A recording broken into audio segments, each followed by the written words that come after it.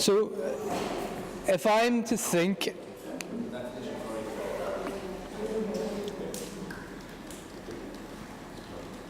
this is to be successful, at the end of the day, I would like for you to just in your head think of like, what are the principles?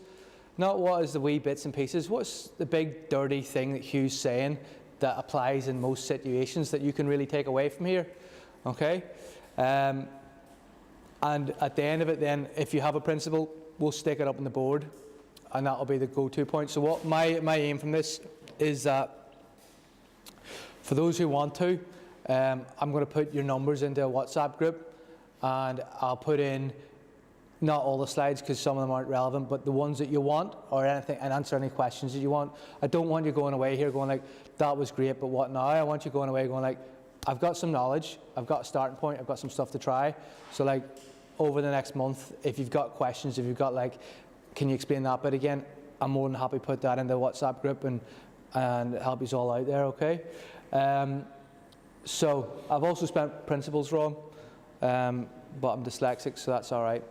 I think I've spelled it wrong. Is it spelled wrong? Is that how you spell principles? Who knows? Who cares? Pia, all right, it doesn't matter.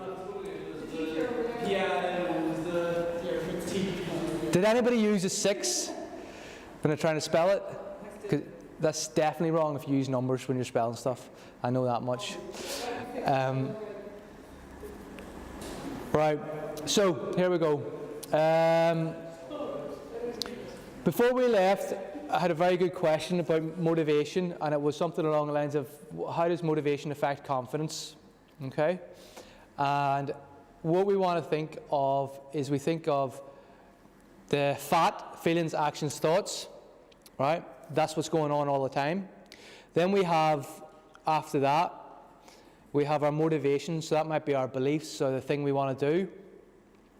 How motivated are you to feed, so people with kids, how motivated are you to feed your kids at 3 o'clock at night? Who's got kids? 3 o'clock, Gar, how motivated are you at 3 o'clock at night?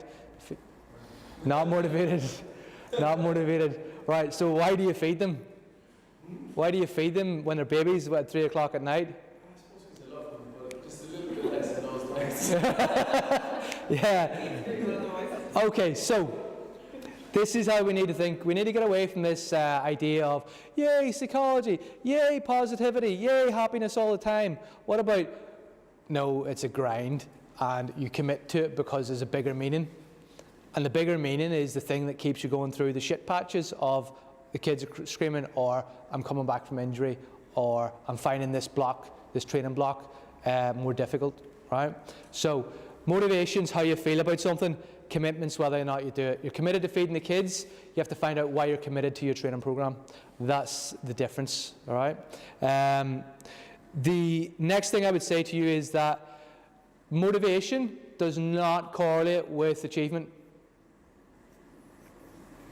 Because if that was the case, right, so all those people are like, this is so hard, right? Because if that was the case, then people who are not motivated to feed their kids would have their kids taken off them, right? What correlates with achievement and behavior change is implementation intentions or plans.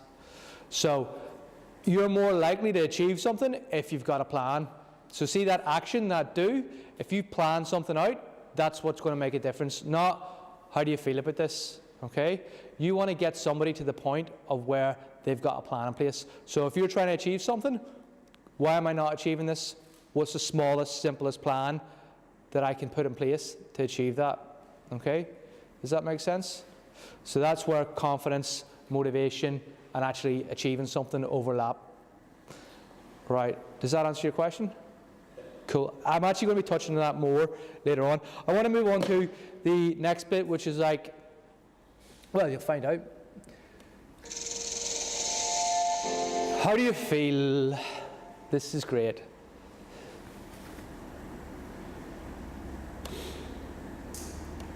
Oh, trying to get ahead of myself.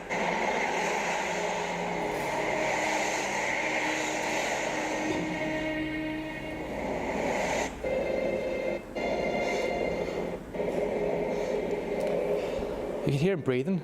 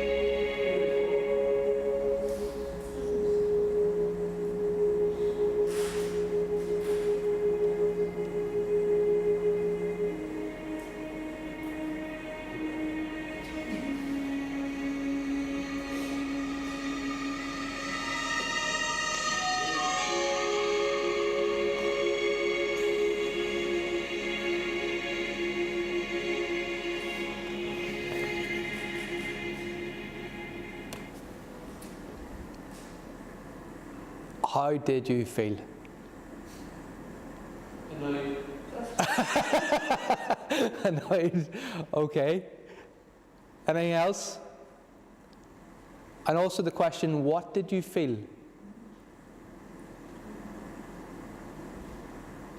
Anxious. Anxious? Yeah.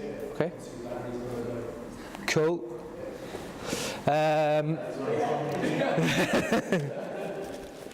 So, how else did you feel? Curious, why do we want to do that now? Yeah, okay, that's why would he want to do that. But how did you feel? How did you physically feel?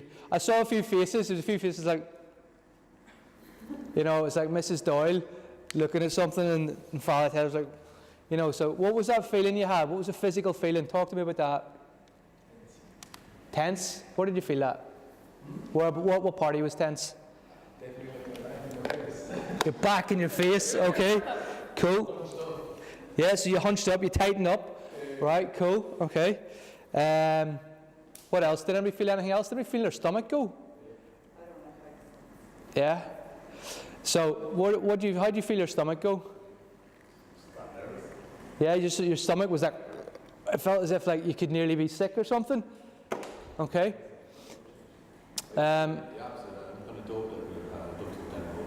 Yeah, okay, yeah, cool.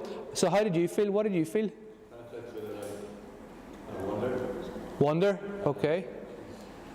How to get around through that. Yeah, But I've looked into that stuff before, and those kind of people, what they do and how they do it. yeah, They explain it. They always do backflips, or they always like walk really close on it. They're like, you can walk in a straight line without falling. Put a bit of height into it, what's the difference? yeah, And it's just motion, it's just you let them feel kind of take over, it takes over your nervous system and tighten up. yeah, If you can overcome that, that should be easy. cool. Did anybody's heart beat a little bit faster? Yeah, okay. Did anybody get sweaty palms? No? Okay, it's too cold. Right. I want to now ask you another question. If I told you, I wonder, you imagine you're a kid again, Santa's just come, you're standing outside the room waiting to go in, how are you going to feel? Excited. Right? What's that physically going to feel like? Heart rate elevates, backflips. Heart rate's going to be up. You're going to do Santa! You're going to be bounced a little bit. You're going to be excited. There's going to be a rush of adrenaline. Or, here's a good one, asking somebody out on a date, or somebody's asked you out that you fancy, right? You're a bit like, oh, you know, is that like, what's going on? Right? Exactly the same things, right? Anxiety and adrenaline rush. So we think an adrenaline rush and flight, what's happening is this. So your level of arousal, so that word we used earlier, or hype, you can be overly aroused for something. Try not to have any sniggers. But You can be overly aroused for something and it can affect your performance. So you think of a snooker player, right? A snooker player can go out and if he's too hyped up, he'd be too shaky, right? But similarly, somebody can go out and they'd be too hyped up for the deadlift. I think there's a video of somebody headbutting a bar and they faint or knock himself out or something. So there's lots of videos. Right, so basically you can be too hyped up where you affect your performance. Right? Similarly, you can also be not hyped up enough. Now, this is a simplistic model of arousal. There is another model that's maybe more scientific called the catastrophe model. It's not relevant because what's relevant is that from applied setting is what do you do that makes a difference for you. Okay, so this answers some of the questions that have been put out here. So, first of all, if anxiety or this like fear is an adrenaline rush, right? How does that differ from this adrenaline rush of it's Christmas, or I've just asked this girl out, or I've just been asked out, right? What's the difference between the two adrenaline rushes? Have a quick discussion, 30 seconds. What's the difference?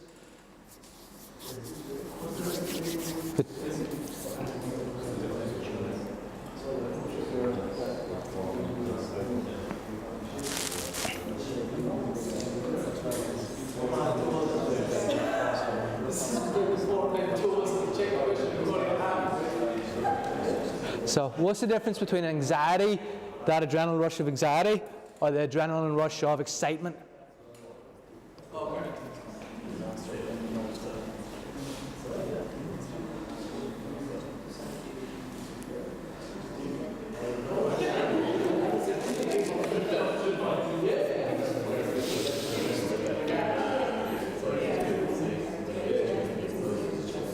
Okay, 10 seconds.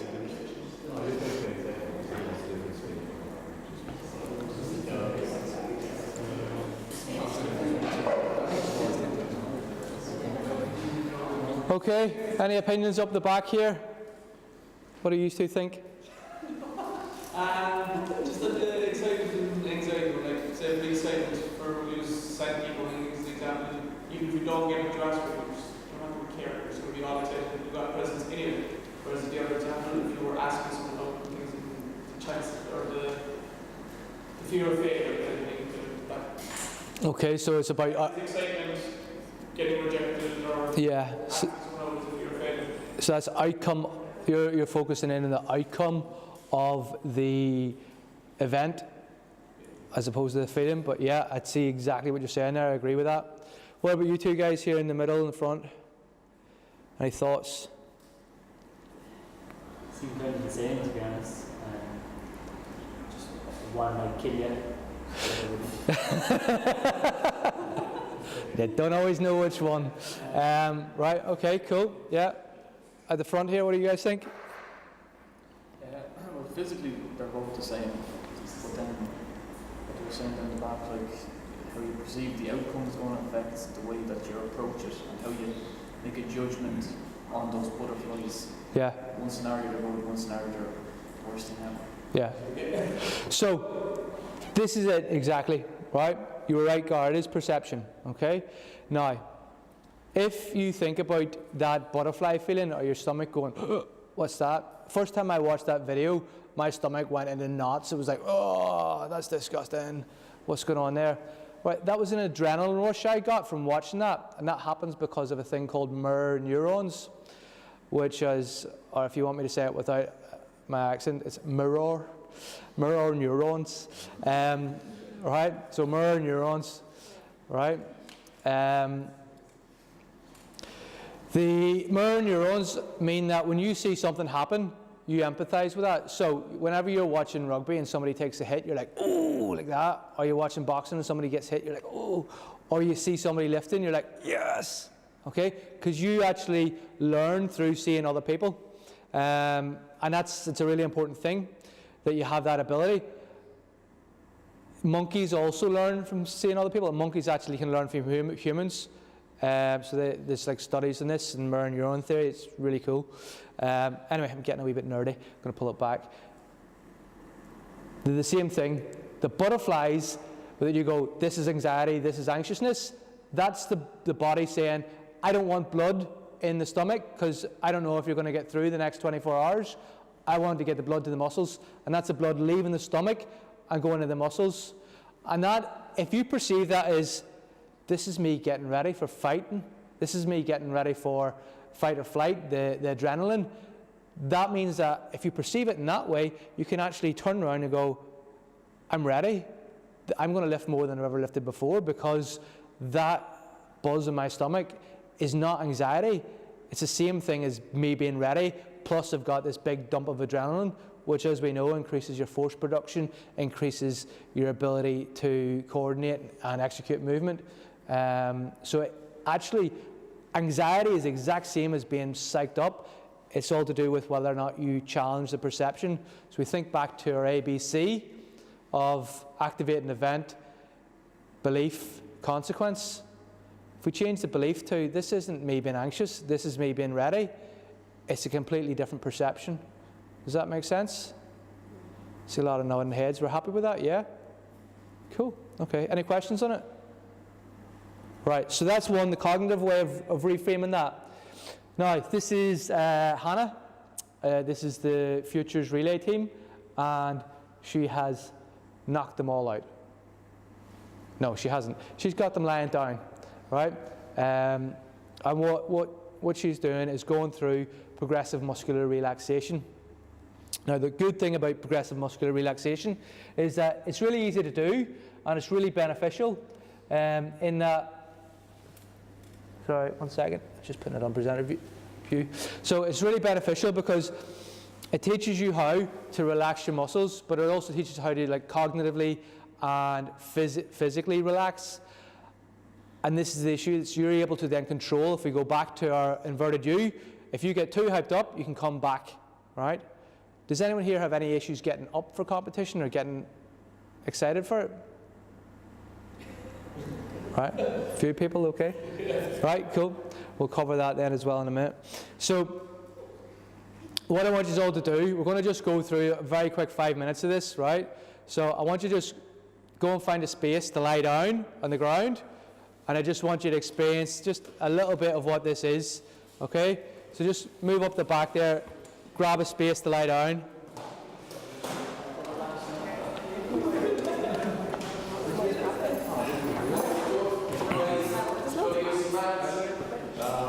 Oh, there's some mats there, yeah.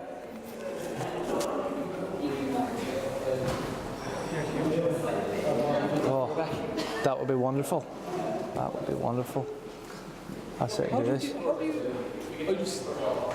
Is that not what you do? I'll just pull you down. I think you can do this as well, can you? Oh, whoa. Right, everybody grab a space. Right. So, aside from the whole awkward thing of, oh God, we're lying down, what's going on? There is a couple of rules here. Don't worry if you giggle, that's fine.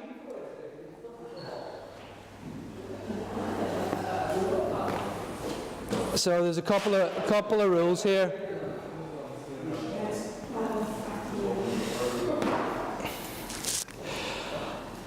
I want you to just lie down and get comfortable first of all. I do this with the athletes, and the physio who used to work with used to join in, and after 10 minutes he was snoring every time. So if you're going to be the snorer, don't worry about it, it's happened before. So just relax, put your heads down, get yourself comfortable, right?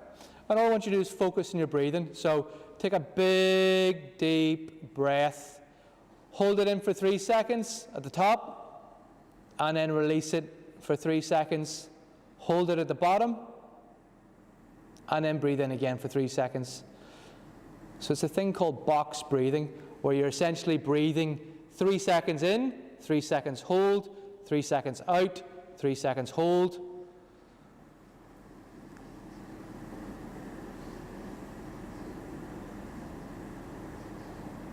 Just focus on your breathing. 3 seconds in, big deep breath through the nose. And just become aware of your thoughts and focus on your breathing.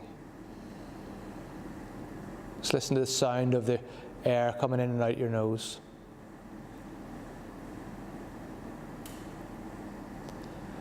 Now every time you breathe in, I want you to imagine when you breathe out that you're just sinking into the floor a bit. Every time you breathe out, you just feel yourself sinking into the floor, getting all comfy.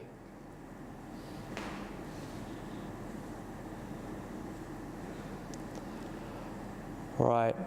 Now the next thing I'm going to ask you to do is I want you to contract your glutes and your quads, okay? Hold them for 3 seconds, tense them up, and then as you breathe out, relax them and let all the tension go out.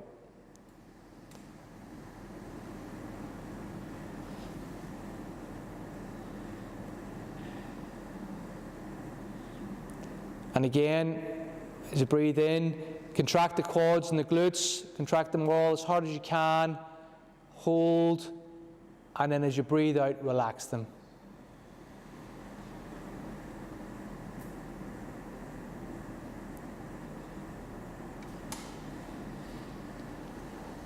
Okay, now we're going to do the abs and the lower back. So you're going to contract your abs, your lower back, and around the obliques, the sides. As you breathe in, contract them, tighten them all up. Hold and breathe out and relax. Just feel yourself relaxing as you breathe out.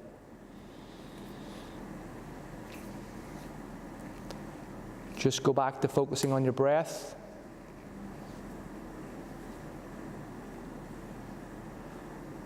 And again, we're going to contract as we breathe in the abs and the back.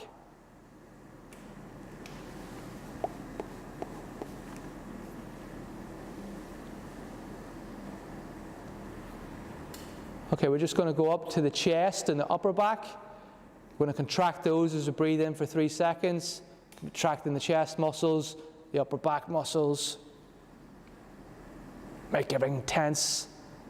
And then breathe out and relax. Feel yourself becoming more and more relaxed and sinking into the floor. Okay, and then the person who farts the loudest wins. Right, guys, that'll do. Up you get. Okay? So, the process that we've just gone through is just a very shortened version of progressive muscular relaxation. And what you would do, so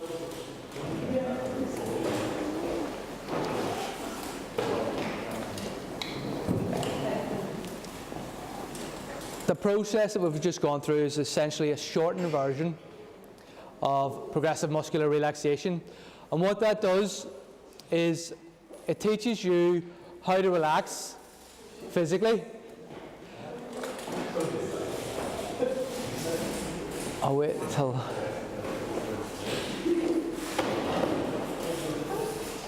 Cool. Right.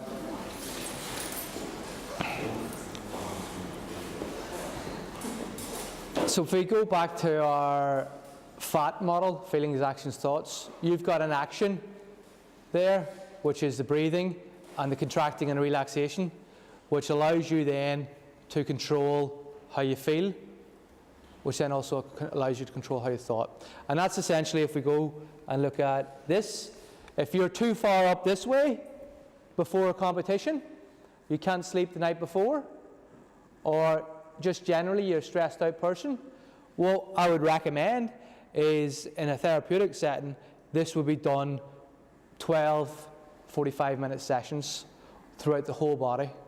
So 45 minutes of just going, I'm going to spend 45 minutes focusing on breathing and focusing on contracting and relaxing the muscles.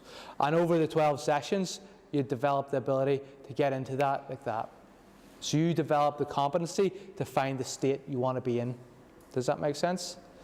Any questions on that? Okay, that's just one practical task for relaxing. Now, you might also have other ways that you might relax yourself. It might be music, it might be something else that you specifically do that works for you. That's perfectly fine. The best thing you can do as a gym or as a club is when somebody's got a problem, find out how everyone else has the same problem and get everyone talking about it. What do you do? What works for you? What works for you? And that's what I do at elite level. There's no point in me coming up with everyone needs to do this. I'll set a challenge of how do you deal with setback when you haven't eaten properly before training? What would you do? And I've actually got all the lifters to answer this question, and then I share all the answers. And I go, that's the knowledge that's within the team, which is much greater than my knowledge, and actually might be more applicable to that individual. Now, if you've got an issue getting up for training or up for a competition, and you want to get up to this level, again, what works for you in the past or what works for other people? So you're going to find things like imagery, things like music. So the right song or the right bit of music, is it the Rocky music? If you're a girl, it's the Dirty Dancing music. Dirty Dancing is like Rocky for girls. So I've been told, right? But what is the thing that gets you up? So for some people it is going to be music. For some people it might be imagery, it might be quote. Another thing is a good bit of hate. Oh, hate is wonderful for like getting a bit of motivation, right? So like lots of great things were achieved with hate. Don't ever forget that. Okay, so like you got to hate something and use that. That's perfectly fine. Just don't go fully over to the dark side. But definitely, if it's hate, that's fine. Find an image, find an idea, find that deep, soul-crushing disappointment that you had, and use that as motivation. Whatever it is, it causes you to get angry. Okay, it's all perfectly fine. So it's up to you to experiment with that yourself, right? But again, music or those sorts of images or experiences are useful for that. Any other suggestions that cause people to get up for a competition that we can share? Any other? I watched some of my favourite lifters lifting. Yeah, okay, so actually that's a really good one, and I know a lot of lifters that I work with will have motivation reels that they'll watch of them lifting and of other people lifting, or even just standard issue stuff you find on YouTube just to get up. Yeah. It's a complete sidetrack, but have you seen the Any Given Sunday, and it's changed to Any Given Sunday Pint Man? Have you seen that? Have you seen it?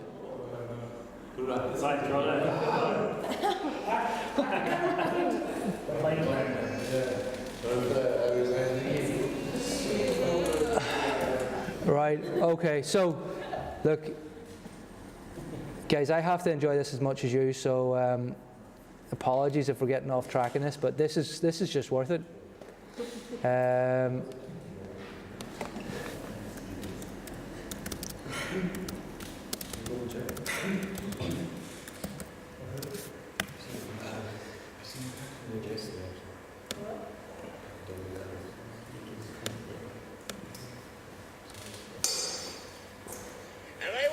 To drinking, but when I go ahead, I do go ahead and offer it for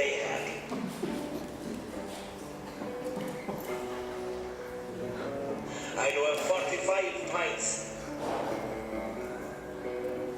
I do go ahead and offer it for I do have 45 pints in about 2 hours. I'd have a packet of crisps then and maybe an old packet of peanuts. And I'd go for probably, and I'd have 10 more on it. And then I'd get up the following morning and I'd have the fry on. And I'd go ahead again.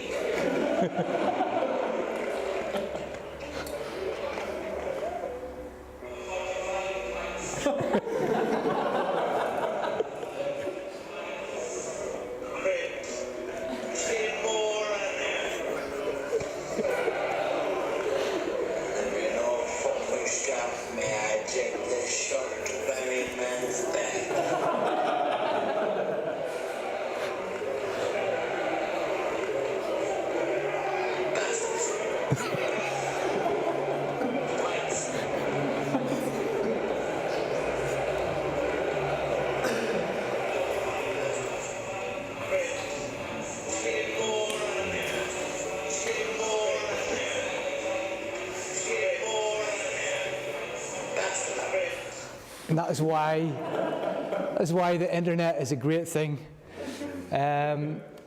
So,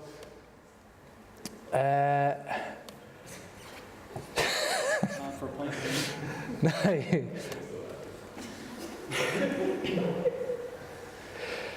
So what we've done there is discuss progressive muscular relaxation, discuss getting up, getting down. Your job is to know where you are, where you need to be. Everyone's individual, every sport is different. You have to play with that. And that's not a case of me, it's not a cop-out, but I'll go in and I'll work with you, or I'll work with you, two completely different people, two completely different type of lifters. I need to find out, when was your best competition? And I'll ask you that. Why was it good? What did you do to prepare? How were you feeling for it? How can you recreate that feeling? Very simple questions, but from a psychology perspective, that's what you're looking for, is how that individual operates, not what the science says. Because there is no study on you or anyone in here. It's all group-based. So here's a good takeaway of, you've got somebody on comp day and the brown stuff is on the fan. This is the model that I would think of, right?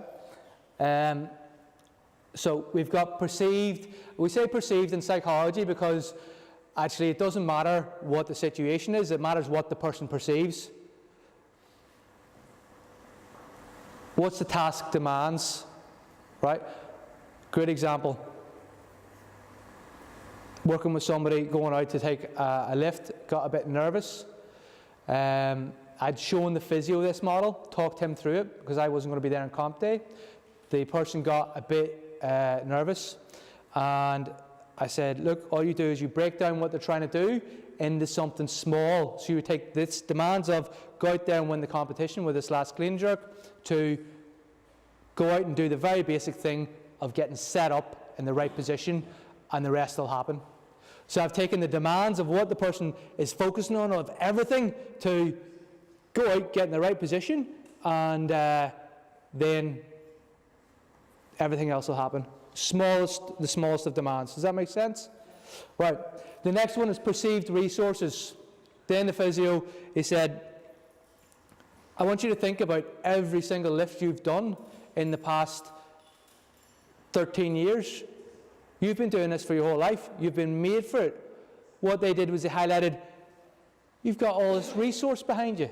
You've got all this experience and resource. So it increased the perceived resources, reduced the demands of the task, and then he was like, and it doesn't matter anyway, you don't need this competition to qualify. Right? Now, that's not always the case, but that's how you're going to affect how somebody views a problem. So we've talked about verbal persuasion. We've got, what are the demands? How do I make the demands smaller? How do I increase the resources? Highlight the things that the skills, values, behaviours, achievements that they have in the past, and how that relates to help them. And then, sure, it doesn't matter anyway, you're only doing this for a bit of fun. This is just a warm-up competition. Now you can't always use that one if it's the final of the World Championships, but it's there for you most other days. Does that make sense? That is go-to solid tool in my back pocket daily if I've got an issue and I'm dealing with something on the fly. Very simple, massively effective. Happy enough to move on, or any questions on it? Just a question, before I'm kind of getting hyped. Yeah. So just say if hype was like level 110 or 155 height, so you're hesitant pushing the bar, and Steve, who would like to know if I've ever seen that movie, and it's getting lit for lifts. I'd probably be up to 5 or 6, but I have seen that some of my best lifts, I get hyped with more internal, I don't know, but I've actually seen some of my best lifts are, when for whatever reason I do get more visibly hyped. Is there a way to kind of train that it's going to come from an actual like, because you know that you need to get there, you just don't tend to do it like naturally? Yes. Any other questions? Don't worry. It's the next slide. So yes, good. We're on some sort of common wavelength here. That's the perfect question, and the next bit is going to perfectly answer that. So good. Yeah. Yeah. People are anxious and don't feel that. Yeah. They're in their head a lot. Yeah. So normally what I do with someone is I do a few butterflies in their stomach, it's a physical response to stress, so you do breathing techniques, get rid of it, and then you feel it in your head, it's the feelings, your thought process, affecting it, so you tell them imagery as well, use for that then. Have you heard that before? Yeah. So basically what I talked about was the, what we would call the somatic or the physical feelings of it.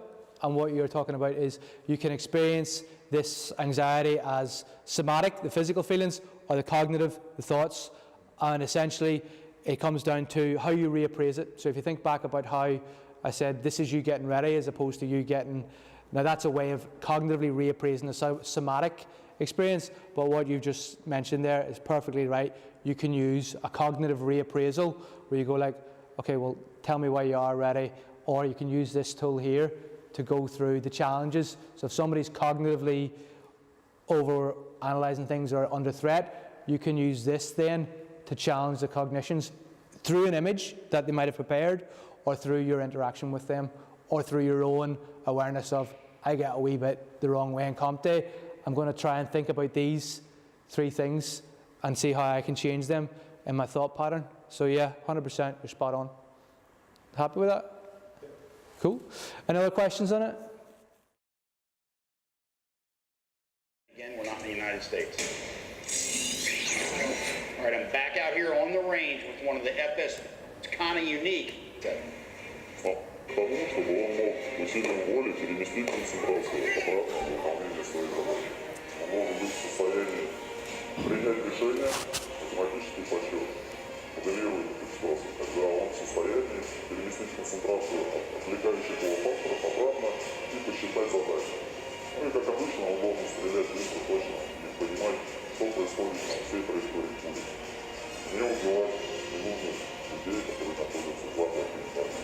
I would assume that this is a drill that's done with both long gun and pistol.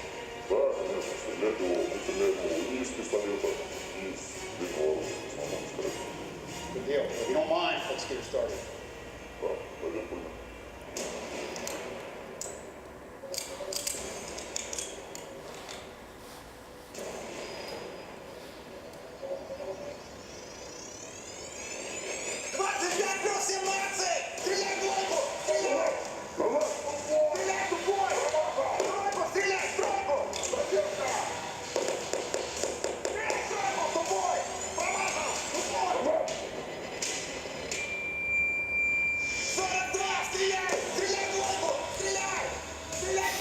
So I'm just going to stop that there, right? Did you notice the mistake?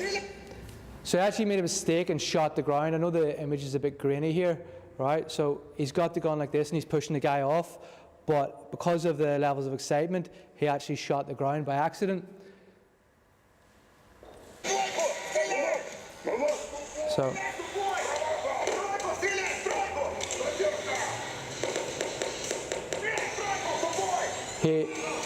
Here, boom.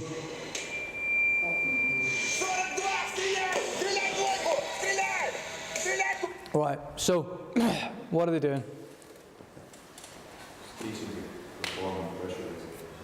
Yeah. How many people train and don't actually replicate or simulate competitions? We've already sent our lifters out to Tokyo for preparation to a competition out there purposely because we know the temperature, the training conditions, the food, the logistics, the culture. This is the level of preparation that we obviously take it to because we need to win medals.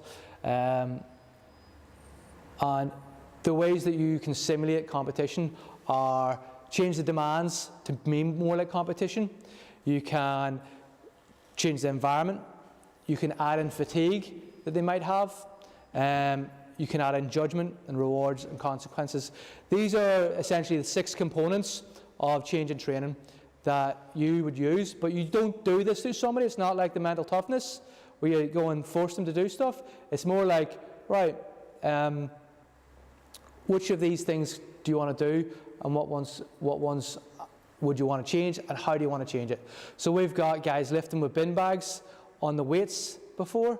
We've got guys lifting on command of like, okay, you're going in 45 seconds exactly.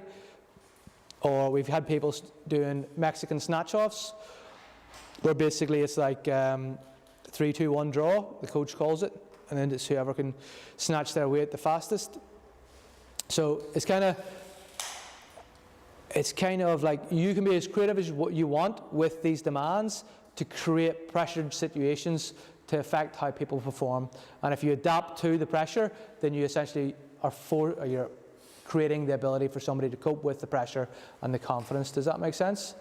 Really simple stuff, but you can be really creative with it. And it even can come down to a case of, you know, just lifting in a different bar in a different place in the gym, or having somebody annoy you and try and put you off and retain your focus. You can be so creative with this, but it's really up to you to actually see how that affects your training. Has anyone done anything like that before? Has anyone tried to simulate a competition or try to make training a bit harder? We used to do it in the kickboxing. We used to go out to different clubs and compete, spar but not just spar, we go in as if it was an actual fight against somebody normally. Yeah. To set you up for going into standing in the ring and fighting. Yeah. Have you ever done the shark tank exercise in kickboxing?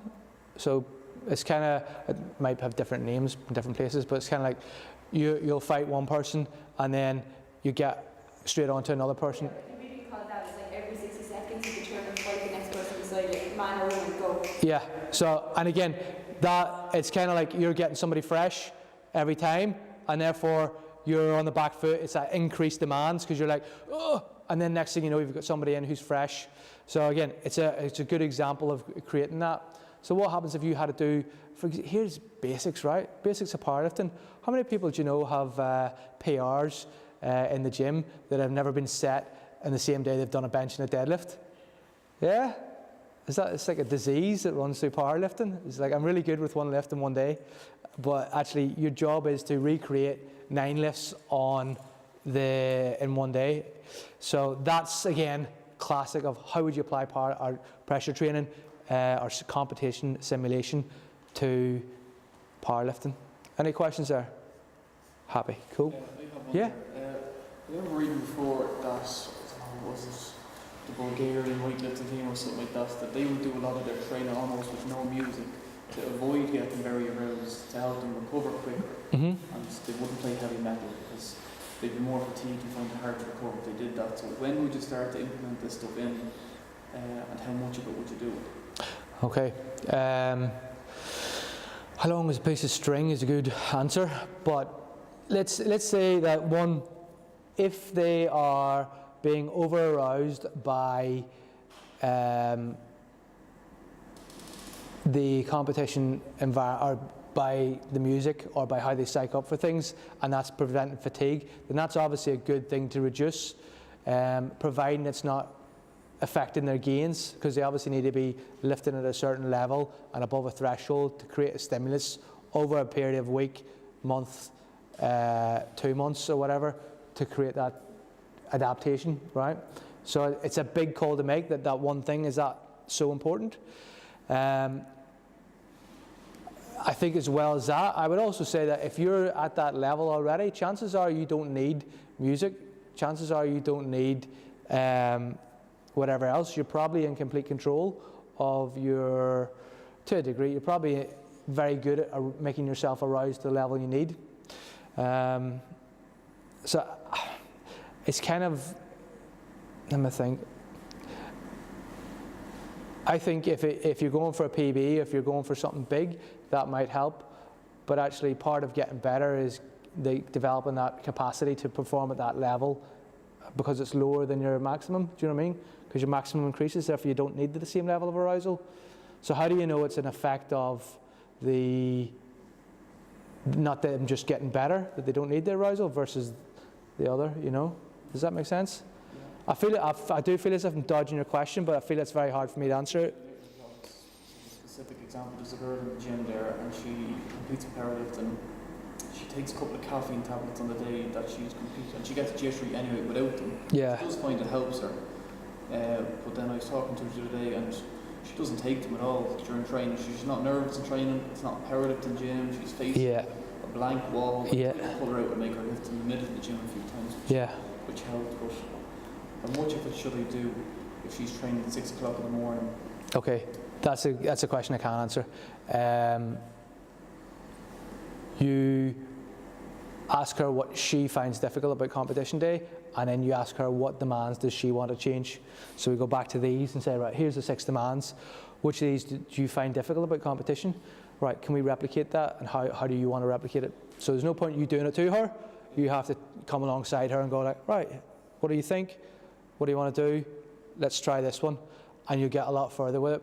But to me, I would say if you're not replicating at minimum your competition environment in training, you're missing a big trick. And I think the other thing about making changes in the comp day, this comp day I'm going to take 6 caffeine tablets and whatever it is, you don't do that. All those things are worked out well in advance if you're pushing towards the top end of your performance. So yeah, is that a better answer? Yeah, so find out what she finds the most challenging in the competition and try to mimic that. Yeah, definitely. But again, you're asking her about like how does she need the changes, or what changes does she want to make? You know, it's all has to come from her. It can't be you. You can show her, but you can't push her. You know what I mean? Right, I'm going to go on to goal setting. Okay, has anyone any questions or anything before we move on? All right, cool. So I love this paper because it's called "Will the Real Smart Goals Please Stand Up?" Smart goals, like, they've literally been done to death in all forms of education and everything else. Like, have you got a SMART goal for that? It's like, no, fuck off. Right? Everyone wants a SMART goal. But the thing is, if you Google it, you get so many different variations of this. You can't say that 70 years of research has been summarized into 5 words. Like, how do you translate SMART into Spanish? It doesn't work. You know, what's Spanish for smart? Intelligento or something? I don't know. And it's like, but that you can't use that to set SMART goals in. So there's a lot more science to it.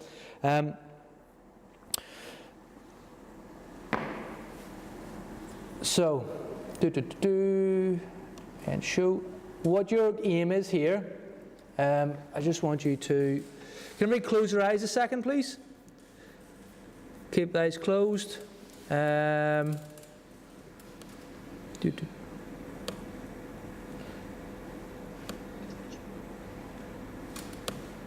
Right, are you ready? Open your eyes. If you've seen this, please don't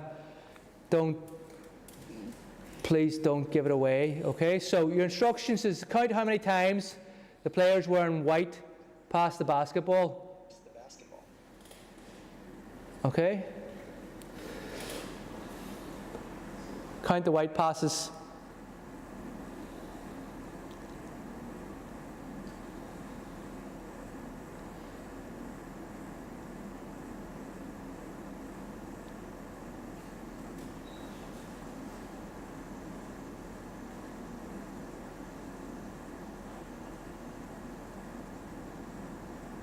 How many passes did you count?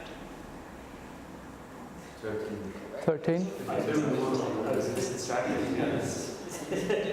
saw the gorilla. Who didn't see the gorilla? I saw it. That was so funny. See the gorilla? Right. Whose first time is that seeing that? Did you see the gorilla? Something you did, right? Have you seen another version of it before? Yeah, okay, right. Right. It is available for use in talks, training, and teaching. Okay, so the reason I put that in is because this is a thing about goal setting, is you get what you aim for. You aim for counting the white passes, you get white passes. You aim for looking for gorillas, you see gorillas. You don't get anything else. All right? So one of the things that's, I'm gonna, there we are. So one of the things that is an issue is that we call that inattentional blindness, right? You focus on one thing and you become blind to everything else. What happens within powerlifting is you focus on the number, you become blind to quality. You focus on the quality, you become blind to programming and the reaching above the 80% thresholds that you need to hit above if you want to develop strength. So what you aim at is what you get. The other thing that's a massive issue within weightlifting and powerlifting is block awareness. How aware are you of your block? Right? We get people going, I want to increase my bench, I want to get my squat up, I want to get my quads bigger, and I want to go up 3 kilos. And it's like, when? By Tuesday, right? But this is the issue is that you should be spending 6 weeks doing one thing, and that's your one goal, and then you've got feedback going, those 6 weeks produce this. Anytime I redo that 6 weeks, I'll get the same result then, okay? So if I do that same 6 weeks with starting the same numbers, I know I'll be there by the end of it, or more than likely will be, because I've now got evidence that I adapt in this way. Or if I don't adapt in that way, I've got that 6 weeks didn't work, something needs to change. Block awareness is critical. You need to know what you're aiming at. Goal blur is whenever you set too many goals. You've got too many goals and everything becomes blurry. But the issue with it is so this is why people die on Everest, right? So when people go and climb Mount Everest, they're like, yay, let's get to the top. That's not the goal. The goal is not get to the top. The goal is to get down alive, right? This is one of the issues with climbing Everest is because people get this like summit fever where they get so close to the top, they push on, they make risky decisions, and then next thing you know, your entire party of 12 dies because you've made a wrong decision. And that's just 100% fact. Those things happen. Right, so what questions are really good for understanding goal setting are, what would better look like? When have you experienced better? And how and why did that happen? How do you want to achieve it? And what has to happen to be successful on a daily basis? We've got the big goal, but we know what the daily requirements are for you to achieve that. And then what happens to happen on a weekly basis? Can you string together successive goals over a week? So you've got daily goals, you've got weekly goals. You've not got one big goal at the end of a block. You know exactly what it is. So goal setting is just like planning and organization. It's not magic, it's just common sense. And then again, obviously the big thing is reviewing it. So, any questions on goal setting there? It's simple, right? Now, here's what I want you to do. I want you all to take a Post-it. The reason we're taking a Post-it is because I bought them. I want you to take a Post-it, or you can use your page if you've got a page in front of you. I want you to spend 3 minutes, right? I want you to write down everything you want to achieve in your life on the page. Don't worry, we won't be sharing this. Grab a Post-it if you want to post it, or just use your own pages, right? Close. What? Entire life, okay? You've got another, how many years you got left? 50? 60? Well, 70 at the least. 70 at the least? Where'd you? Flipping hell, 96. Right, okay. Right, so next 70 years, what are you looking to achieve in the next 70 years? Oh, that one's gone. What are you looking to achieve in the next 70 years? Everything that you want to achieve. Go, 3 minutes. Okay. Who found that difficult? Yeah? I found it difficult when I did it. This process, I'm just giving you like a wee minute. I don't want to spend, because I would spend 45 minutes doing this with somebody. And what I would do, so just to talk you through the process, is I would say, right, so we're talking about the people who want to achieve something, and how do we get them to go from not competing to competing, right? You cannot control somebody, as I keep saying.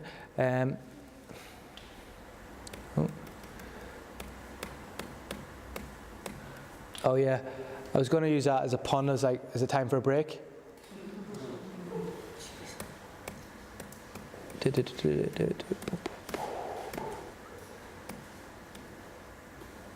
This is life. I cannot consider what this lifter is doing without considering everything else, the entire context around them, all the other people they know, within their performance environment, but also within their personal and professional environment, right? So the reason I say to my lifters is, or anybody I work with, if I'm doing goal setting, is, right, we're going to spend 15 minutes. I want you to sit for 15 minutes and think about everything you want to achieve in your life. What happens after 5 minutes? I'm done. Literally. And like, no, that's not me being, they're bad. Me too. After 5 minutes, and like, I'm done. It's like, what? You know everything you want to do in 5 minutes in your entire life, right? Everything you want to achieve or whatever it is. And you spend the next 10 minutes and a few more things drop out. And then what you do is you go through the next time period, which is 5 years. 5 years is a good number because you can achieve things in 5 years. Your life is too long. You don't know what's going to happen. In 20 years' time, you could be dead, you could have won the lottery, you could have been hit by a car, you could be doing a complete career change. You don't know where you could be or what you could be doing in 20 years' time. Right? So you can't really plan for your whole life.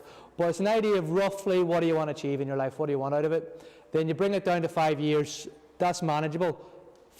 Spend 15 minutes writing down everything you want to achieve in 5 years. Spend 15 minutes writing everything down you want to achieve in, say, 1 year. 15 minutes writing down everything you want to achieve in 6 months. Right? So what you've got then is you've got your entire year, you've got your 5 years, your 1 year, your 6 months.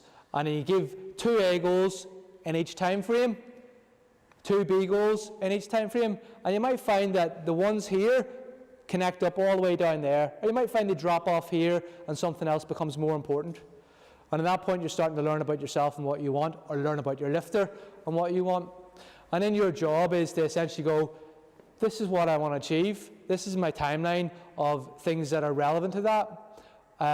Then you set monthly actions or things that are important over that month for you to achieve to get to that thing. Okay? When you achieve something, you take it off and you put in another A goal in or another B goal in. Everything else is a C goal. Some of that might happen, some of that might not happen. But what we know is we can't focus on everything. We have to be very specific on what's important. We have to prioritize our goals. So the reason I say that your whole life is because if I sit down and say, I want you to do a competition. Do you want to do a competition? Yeah, I want to do a competition. Have to work, have to look after the kids, have to study, have to work again, have to deal with this, have to deal with that. For me, everything's not right at the moment to compete. I can get away with training, but everything's not right just to compete. I don't have the capacity there. Do not ever consider anybody just in one domain of their lifting. Consider them in the entire domain of them as a human, and that is how you create an understanding and create change and create a performance shift, is what is them as a human needing to do, and then somewhere in there, lifting will fit in, and that's what you'll get out of them. It's definitely not lifting throughout a life career, plan that in, you're sorted, the bills have to get paid. And that's the same whether you're a professional athlete or not. There's going to be other stressors there, and you have to consider them all. Okay? Happy enough for goal setting? Simple process, really useful. Next aspect of it is boop, boop, boop. So there was an image of a train here, but it was one of the images that didn't transfer over. So what do we do if we get derailed? How do we get back on track? Implementation intentions are the bread and butter of performance, because whenever I talked about you need not motivation for confidence, you need actually, here's my plan. I can be motivated, but if I've got a plan, my plan is do this when that happens, then I know it's more likely going to happen. So if my plan is when I go to the shop, I'll make sure and buy some fruit and veg so it's in the house, then I've planned that out. It's more likely going to happen. I'm more likely going to make my weight category, that type of a thing. So having a plan is a much bigger indicator of a change in behavior than your motivation.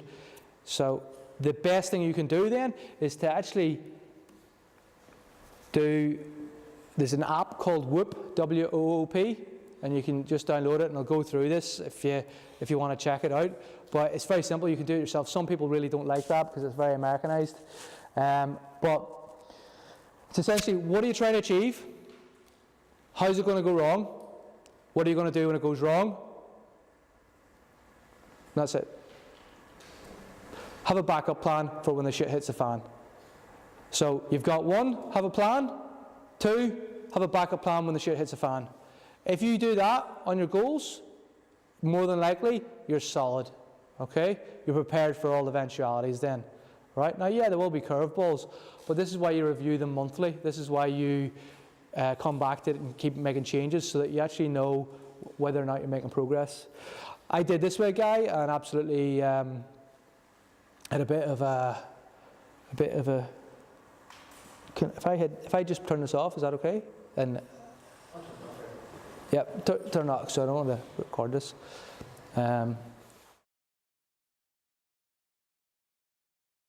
So if-then plans.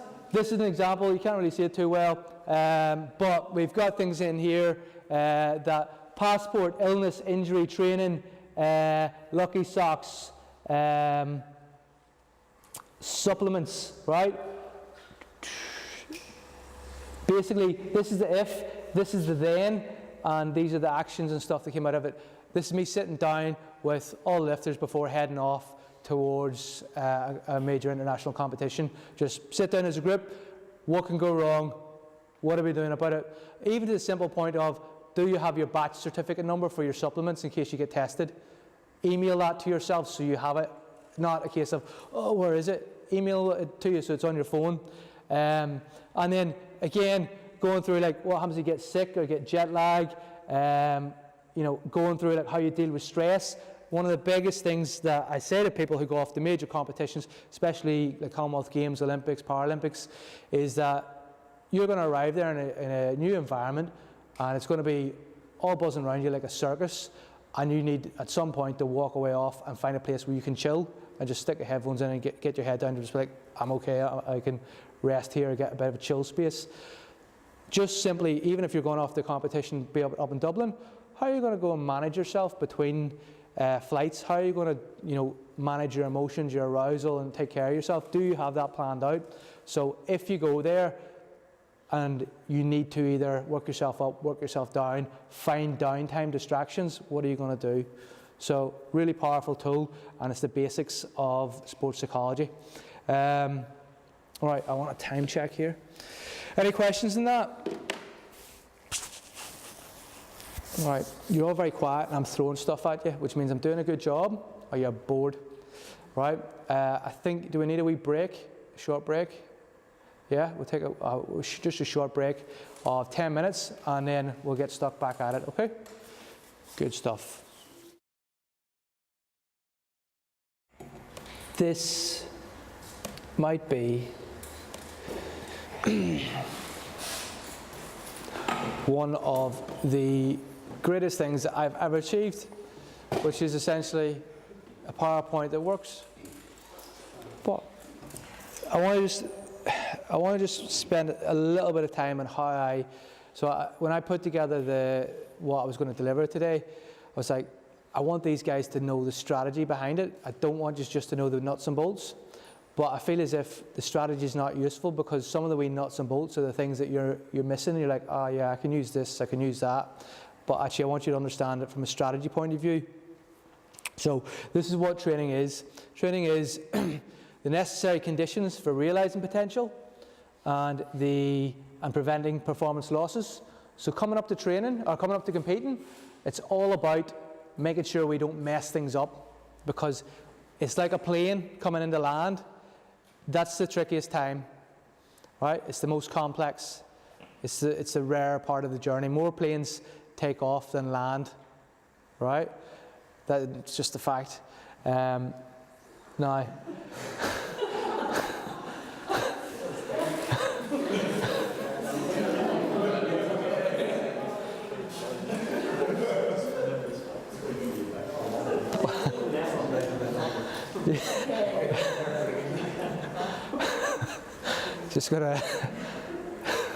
just gonna let that one land. But actually, I don't prepare these things. This is how shit I am a person. they just come out, right? Necessary conditions for realizing potential. You're looking to prevent performance losses, right? During the development phase, you've got the necessary conditions for developing potential. You're creating stimulus over time, opportunity for stimulus over time.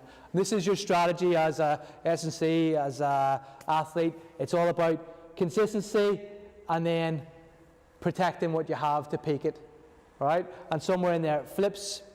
So in here, it's all about challenging, stress, adaptation, consistency. In here, it's all about support, not adapting, but taking care of things and realizing the potential. The thing that I showed you earlier is fundamental to understanding how you catch a gain, right? So we know that setting goals is going to help with capacity in terms of hypertrophy and musculature. We know that reducing stress during the training environment, the Sapolsky stuff are the 5 things that caused the chimp stress, cause us stress. We know that reducing stress allows for adaptation physically. We know that voluntary contraction potential, we can affect that by setting goals around our nutrition, our muscles, strategies for managing our muscle tissue in terms of how that presents every training day. Did you stretch it out? Did you roll it? Did it come in hydrated? Did it come in full with glycogen ready for a session? Right? System force, optimization of technique. Do I have quality goals? Do I have quantity goals within my training? Right? The intramuscular coordination, providing novel stimuli. Again, that's more to do with the coach's feedback, which we'll cover at the tail end of this thing. But can you see now how we're relating psychology into these ways of obviously enhancing what you do? Yeah? Now, this is going back to self-efficacy. What I want in athletes is I want athletes who take responsibility to prepare your confidence. It's a very simple message for an athlete. You plan it, you prepare it, you practice it, and you perform it. And this is how I look at psychology from a system, an elite system point of view, is you've got these various phases of season planning, training as you compete, preparation for competing, warm-up, performance, competition review. It's going to be different for every single athlete, same way it's different for every different client and person. The multidisciplinary team supports athlete responsibility. We don't have directions, we have a map. We don't know where the athlete needs to go, but we have a map, okay? This is why you don't set goals for 10 years and just have that single goal and bash repeatedly towards it. You can set your 10-year goal, but you're reviewing it monthly, every 6 months, okay? Because you want to get your head up out of the sandpit and look around and see what you're achieving and see, do you need to change your bigger goal? So, stage 1, season planning. Goals for life and sports set, tick, covered that with you. Identify obstacles, make plans. Identify key support and how you will engage them. Haven't talked about that, but it's kind of related to the Sapolsky model of, do you have social support? But looking at it from an elite point of view, one of the tasks that I would get somebody to do is called a Johari's window, or a performance profile, which we'll cover just after this. And essentially it's how you engage somebody in that they are fully bought in to your goal, so that you understand what you're trying to do, they understand what you're trying to do, and there's overlap between you. Skills audit. What are you missing? And again, the performance profile, which we'll cover in a minute, covers that. Next, simulate comp demands. Plan your recovery. So that's your implementation intentions. Again, as critical for recovery. Creating feedback loops with support team. And obviously we've done the comp demands. Okay, preparing for competing. If-thens again, very simple. Find out the coach's plan. Realise that this phrase here I quite like. It's not the miles, it's a stone in your shoe. It's going to be the little things that wear you out close to competition day. It's going to be, whether or not you forgot your food, whether or not you forget your registration documents or your singlet. Things like that will put such a dampener on your competition, and it's actually how they play out, but also the other things about the people and the environment that you take with you to a competition is going to be a big thing. So making sure that you have, if somebody annoys you because they're always on their phone, doing silly stuff or whatever, and you're just like, look, I just need this 30 minutes here, I need that away from you, or I need to be in my space. You don't phrase it like that, but understanding whether it is excessive and new demands within the competition environment. So, how do you warm up? Do you need imagery? Do you need self-talk? Do you need pre-performance routine? Do you need to actually use that progressive muscular relaxation to bring you back down? Do you have a strategy for your competition as well in terms of aligned goals?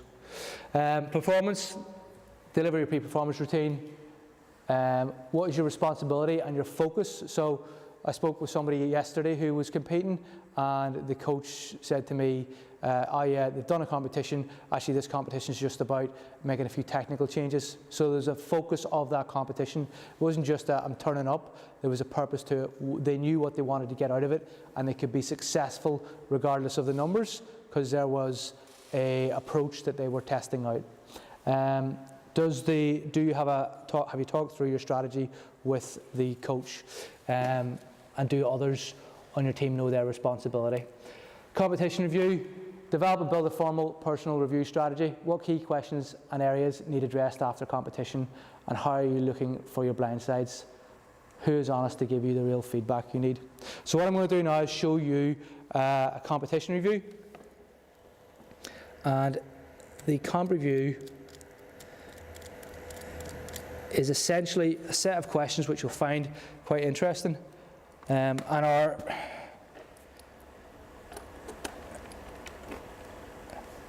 so are we up?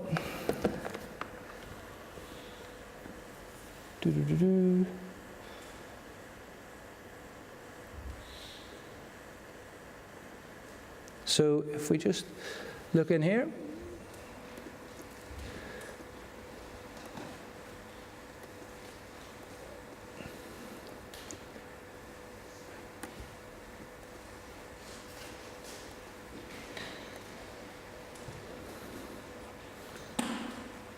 right, this may be zooming in. Right, so I'm just going to go through this.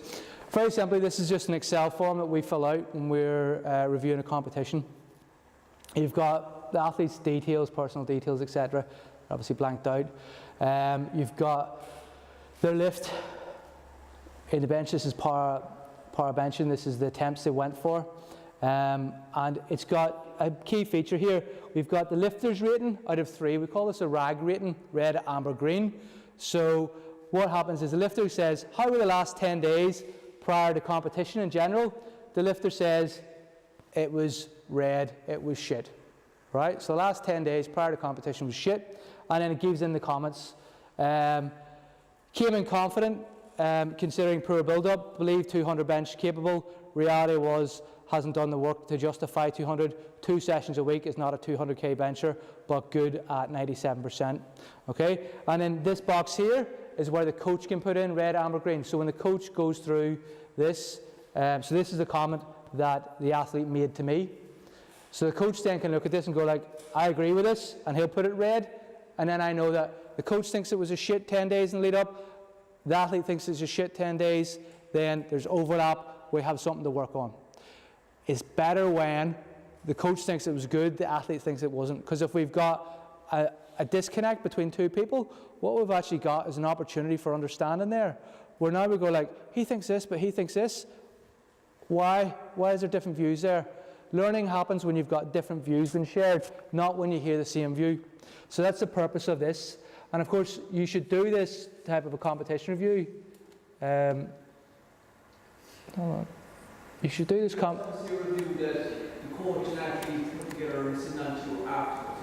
No, I sat down and did this competition review with the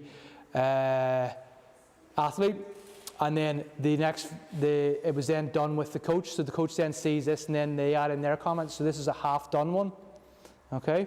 So I'll just show you. If I go in here and click on that and put in 1, it should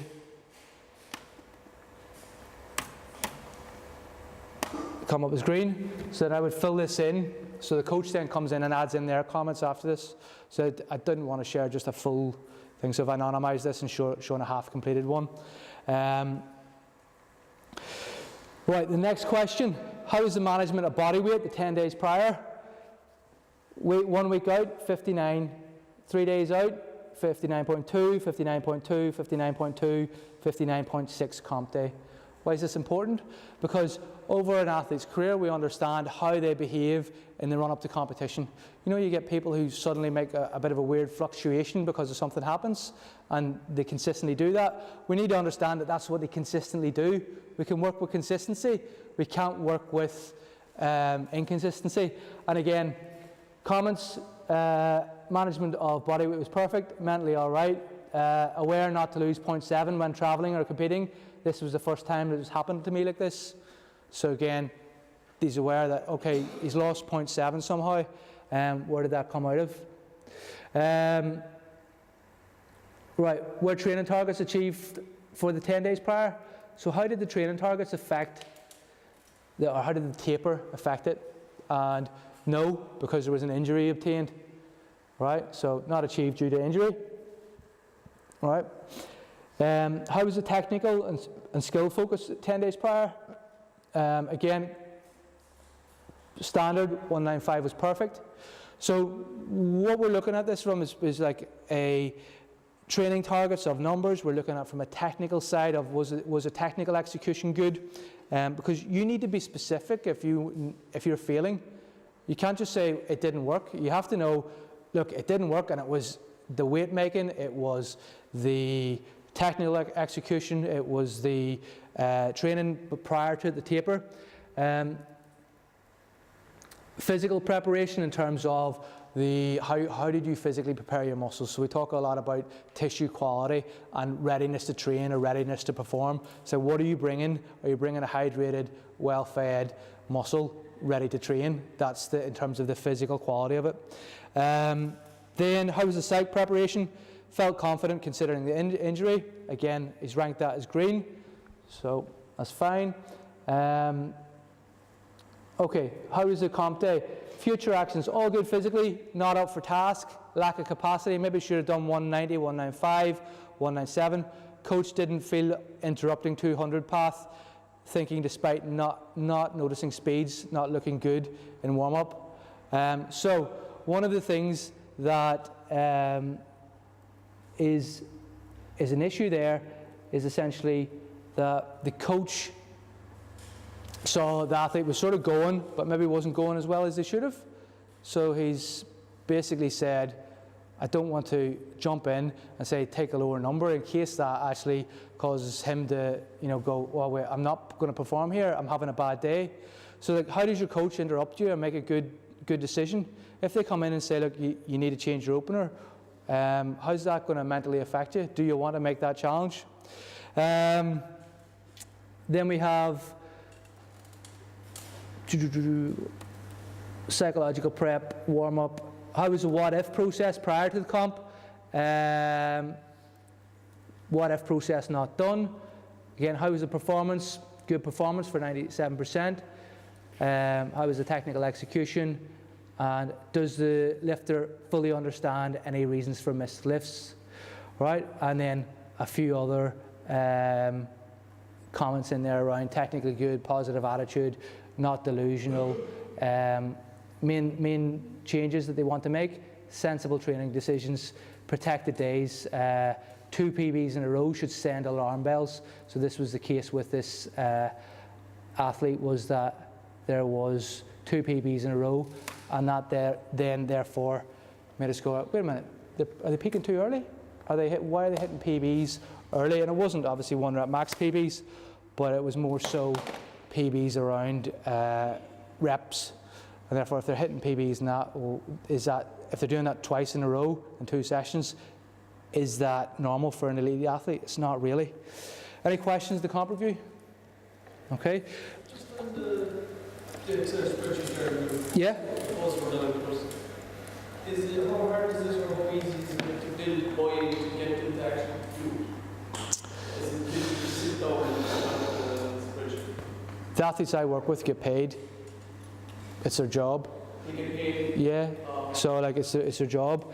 But in saying that, again, we don't force them. It's not something that we would get them, say, look, if you're not going to do this, the way we operate is, look, I'm the expert in this area, here's my suggestion, we'll try this, and it's up to them to take it or not. And at the end of the day, you know, we seem to find that people who engage in using the support team perform better than those who don't, and it's just that simple.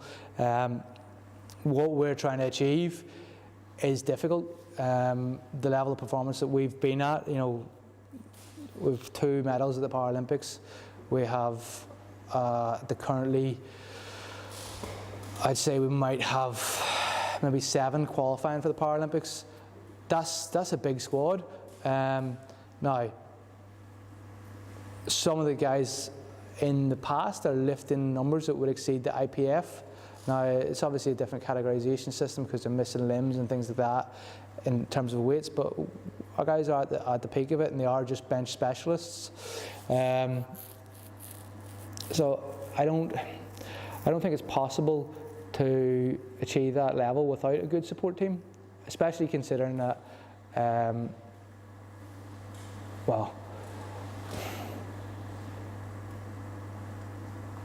yeah, I think if you look at what other countries are doing, there's obviously reasons why other countries are a lot more successful. And I think with us, we're not. So we're having to find other ways to gain performance ages, you know. So, right. I'm just going to go to this. This is a, oh shit.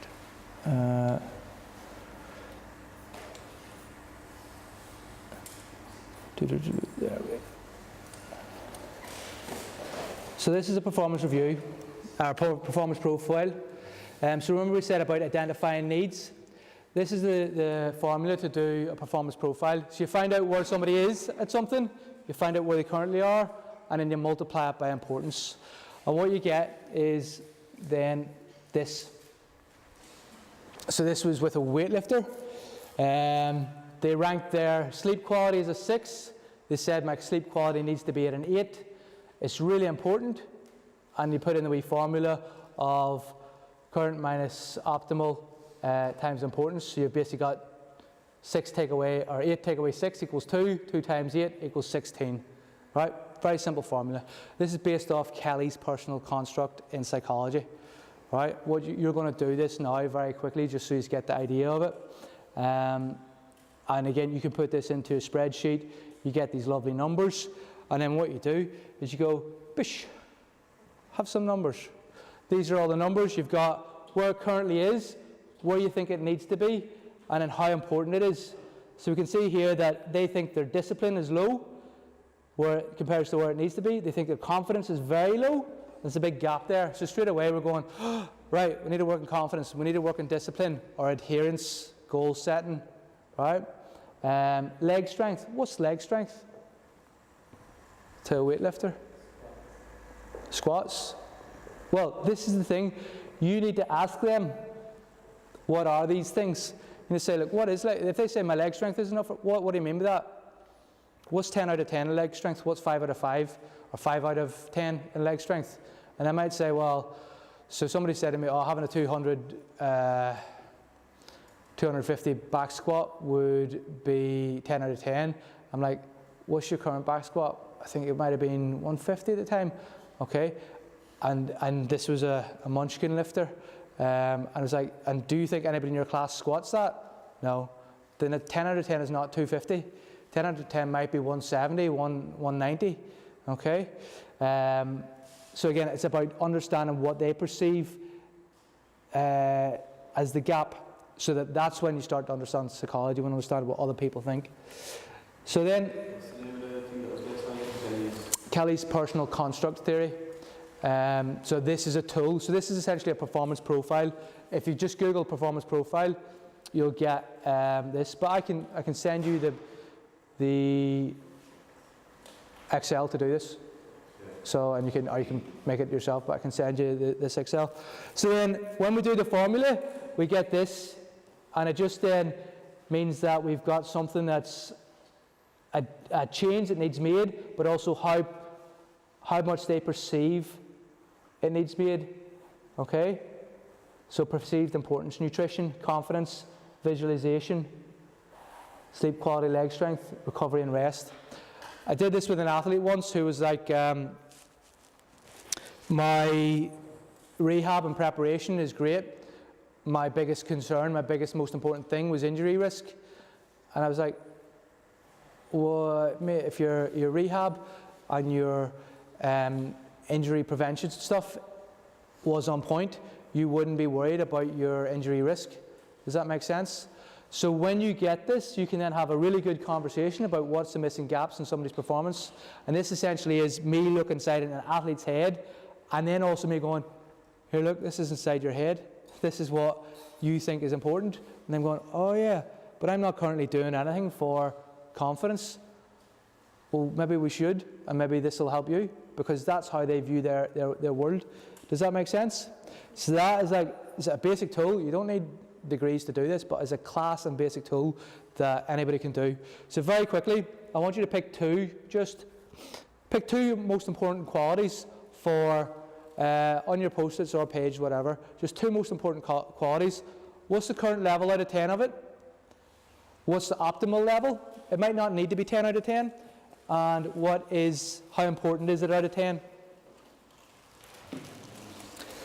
Does anyone need a post-it?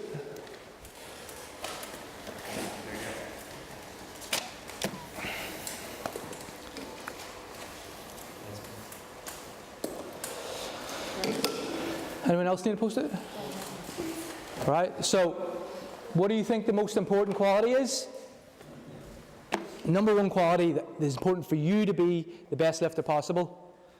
Where is it currently at out of 10, that quality? What would optimal look like? Now, people are tempted to go and say 10 out of 10, but actually, if we think back to every action has a consequence, spending all your time developing one quality means you're lacking in something else. You're investing a cost in one thing, so it's never going to be 10 out of 10. There's always like a trade-off and a balance. But that's fine if you do get somebody who says 10 out of 10. Just shows that they aren't thinking about a bigger picture necessarily. All right, so you've got current, you've got optimal, and you've got importance.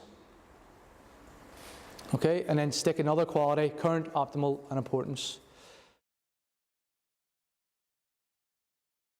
Okay, so this process, essentially, I sit down and do this with an athlete, then I go and talk to the coach and say, here's what's inside their head in terms of a performance profile, here's what they think is important, right? And then essentially the coach is like, well, this I might agree with, leg strength's a load of rubbish, the person's leg strength is brilliant, I do agree with they need more recovery and rest, and I do agree they might need more visualization, but the coach then might also say, wait a minute, they have not considered their jerks in any of this? Oh, they have? Oh, yeah, well, their jerks are way down low, right? Or the coach might bring up a topic that the lifter is unaware of, right? The biggest issue, the number one issue that every human has and that I have at an elite level is getting person A to understand person B and person B to understand person A. We have this thing called a false consensus bias, which is that I think when I'm speaking that you all understand exactly what I'm talking about, but that's not true because you all have different experiences. And you think when you're speaking that I understand exactly what you're talking about. We also have a thing called shared mental models. Shared mental models is me specifically saying, sit down, do this for yourself, do this with your coach, and you will get a benefit out of it, right? If you understand that's my mental model of what you need to do, and you go and do that, our mental model is shared. We understand what's happening. But actually, this idea of getting shared mental models is roughly anywhere between 30 and 60% of a team's performance. And within powerlifting, for us, it's a team sport because we have, 8 athletes and 4 support staff, 3 coaches, and then a number of personal coaches. So it is a team. There is a team element to it there. We all need to have a mental model about how we go about and do things. Right. Can you just say that again? So, I'll do this. This is a better thing to do. So if you remember back here, I said something along the lines of identify key support and how you will engage them. And I said create feedback loops within the support team. That's what that tool does. Okay? And then within this, we have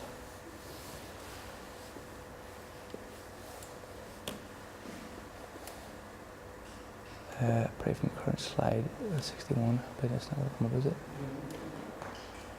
Okay, that image. This is everyone's opinion. This is them sitting at the drawing board. Then they start discussing it, and then they've got their plan together.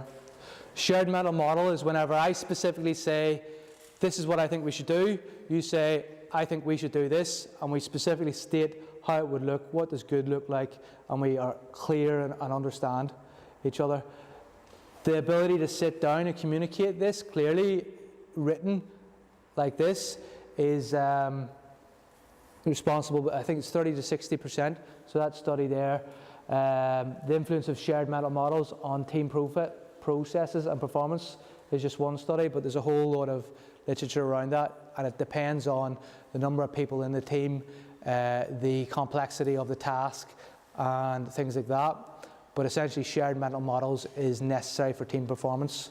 So if I have an athlete who's saying, I don't want to go to the physio, and I have a physio saying the athlete's not coming to me because last time I pushed them too hard in an exercise and it shook their confidence a bit.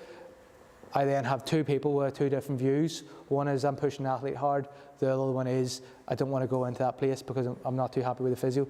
This hasn't happened, by the way, it's just an example. Our physios, both of them have been great.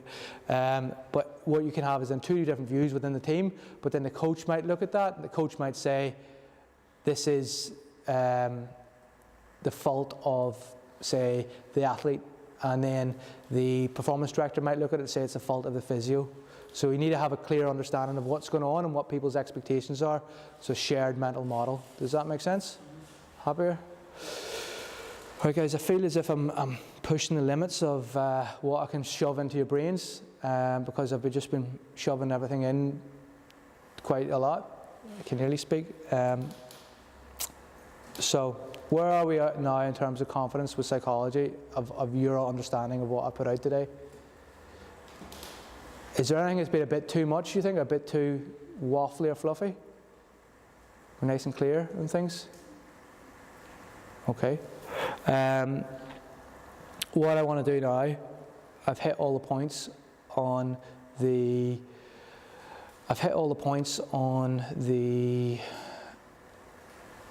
outline. I'm going to cover these points here, and then I'm going to do the coaching stuff. Who is interested in the coaching stuff? Put your hand up. 1, 2, 3, 4, 5. Okay, cool. Right. So you don't have to stay if you don't want it for the coaching stuff. I'm going to cover these points, and then I'm going to jump into the coaching stuff. And then there is a couple of practical tasks that I will need a volunteer for the coaching. So again, that is pick a victim. Right. Let's.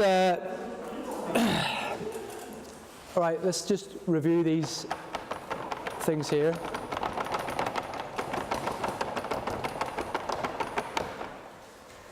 Could have just left it over there. Right, stop self-doubting myself and my abilities. Right, so I don't want everybody to own people or own up to these things, but do you all feel as if you understand how confidence works and how you can use some of the things that we've done today to kind of slice off the small little achievements you can make and kind of use that to build your confidence? Yeah? Is anybody thinks that this wouldn't have been achieved today?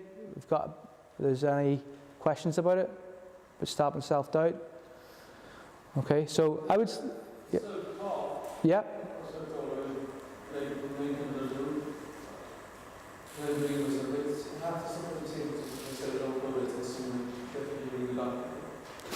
Yeah, yeah. Is there any routine person should use or just go? Okay, so self-talk is perfectly normal. We all have it. We don't have it when we are talking, generally, unless we're talking slowly and really thinking about things.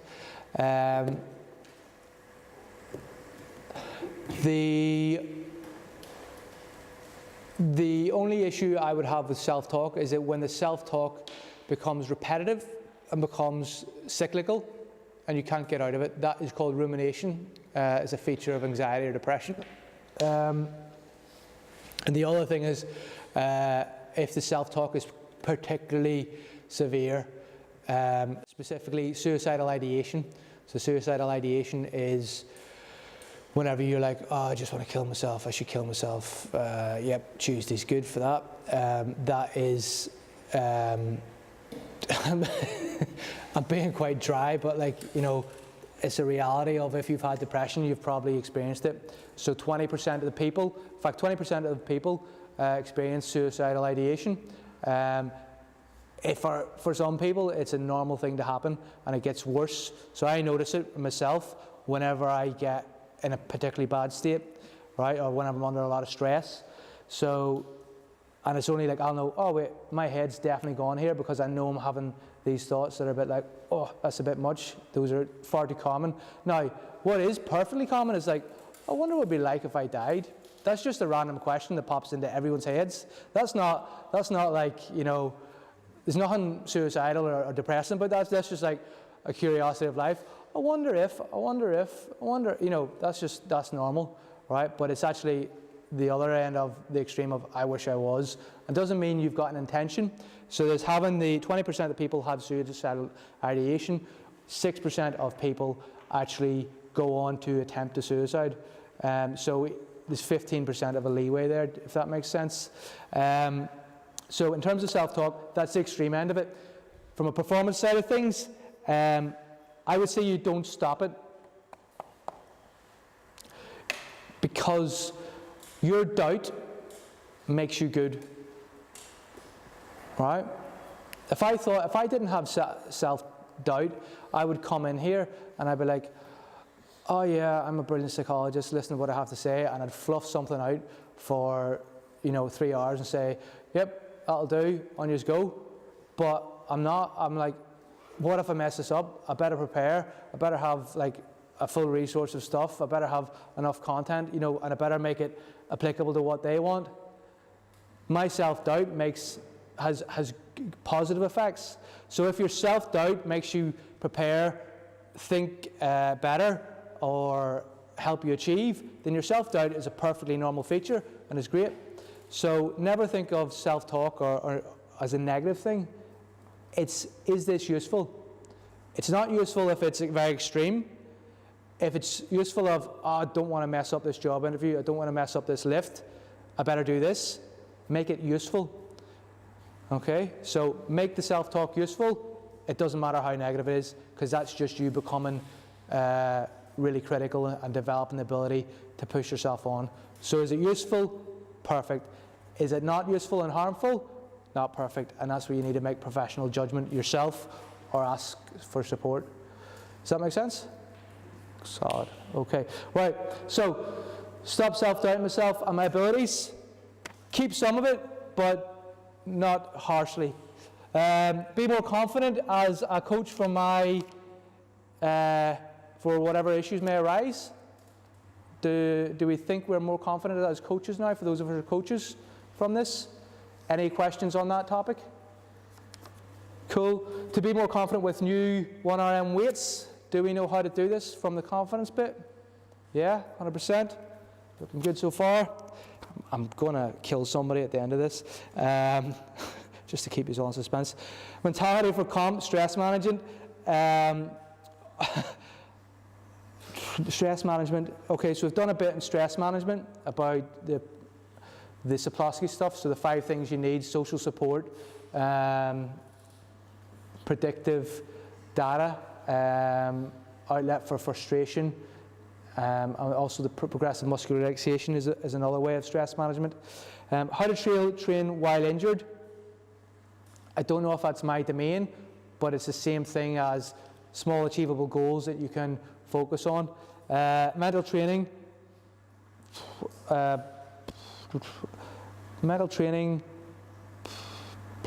Planning and programming. I think we've fairly got the strategy there. How do you train for progress and not quick fixes or quick success? Yeah, so I think we've covered that as well, unless there's any rebuttals there on that? No? Okay. How to make empower the general population confident in what they're doing. Again, we've covered that in confidence, unless there's any rebuttals there. Any questions on that? How to support and coach people who compete, not just powerlifting, but other styles, moving past anxious and apprehension. Happy enough we've covered that? More exposure to psychology of coaching to build in current practice, new ideas to incorporate into my own mindset. So there's a bit still to be done on coaching. Come back from injury, small achievable goals, confidence, anxiety. It's all the same. How to have athletes 100% trust you, how to implement it in teams versus individuals. Don't have that done yet.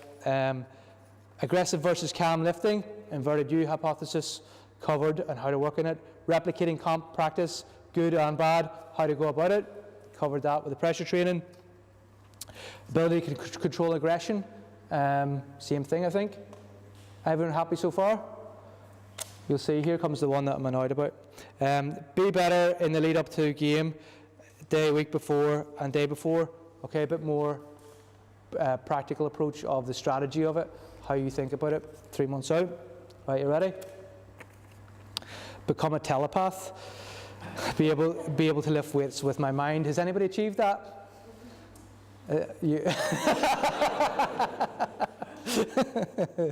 Okay, so I'm not going to hit those 2 today, unfortunately, for whoever that was. You've given me a failure point. I'll have to do better. Learn practice approaches for performance psychology and improving both my coaching process and relationships with athletes. Okay, there's still a bit to be done on that. Cool. Right. How to judge better what each person needs based on their personality type and how to act and what to say and do. I'm just going to cover this briefly. Do not worry about personality. Personality accounts for 10% of somebody's behaviour. Right? Treat people as an individual, not as a personality. So, yes, there'll be shy people. Yes, there'll be extroverted people. Yes, there'll be people who do one thing or do another thing. But they all change. Stick them at home and tell them to put on their favourite tune and dance in front of the mirror in their underwear, and they're completely different, right? Put them in the gym, they're completely different. Put them out with a few beers with their friends, they're completely different. Put them in a work setting, they're completely different. Your personality changes depending on where you're at. It changes over your lifespan, and it changes probably depending on how well fed you are as well. It's only responsible for 10% of your behaviour. Okay, so do not worry about personality. Treat people like individuals. Feed them and treat them well. Kids, get a good overview of what sports psychology actually is and how to best implement it with members, athletes and myself. I think we've got a good overview of sports psychology right the way through there. 1 hour break for food, better understanding of psychology and apply it to lifting. We got a 1 hour break for food and we did that. Right, okay, I have a little bit to do in coaching then. Do we have any questions? Is this stuff like okay and safe and stuff like that to implement with kids? Nothing I have said today is not implementable with kids. You just might want to dumb it down a bit and also simplify it. So, for example, the performance profile might be just what one thing are you working for today. Kid's going to have a time frame of next Tuesday. He's not going to time frame of what am I doing my whole life? And over the period of development and maturation, we get to the point where we go like, oh shit, I'm going to be dead, I'm going to have to do all this in my life. Do you know what I mean? So the kid doesn't have that ability to think way off in the future, so you need to bring it really short down into what are you trying to achieve out of them, what are they wanting to achieve, but more importantly, do they enjoy what they're doing? So would you look at a season coming up? You would just look at, first of all, why they're there. What age group are you talking? 13s, 14s, 15s. Fun. Literally, why do you enjoy this? What do you want to get out of it? Fun. If you want them to progress, that'll correlate more so fun and meaning, and that meaning might come from their friends being there, being part of their community close by, or them enjoying whatever it is they're doing. So what's their meaning? And use that to just build the motivation. That's all you want. Because really at that age, it's just about them lasting. It's not about them achieving. So if they last and build up a consistent base of enjoyment, that's your best strategy. In relation to coaching, has anyone ever seen a skateboard coach? How do we learn to skateboard? We fall. So if you go to a skate park, what you find is there's a community of kids, and they're like, oh yeah, we do this. This is how we run this skate park. And if somebody does something good, we all bang our skateboard and go, yay, well done. And the big kids look after the old kids, and there's a whole culture of learning and development. And this next video essentially goes to that. And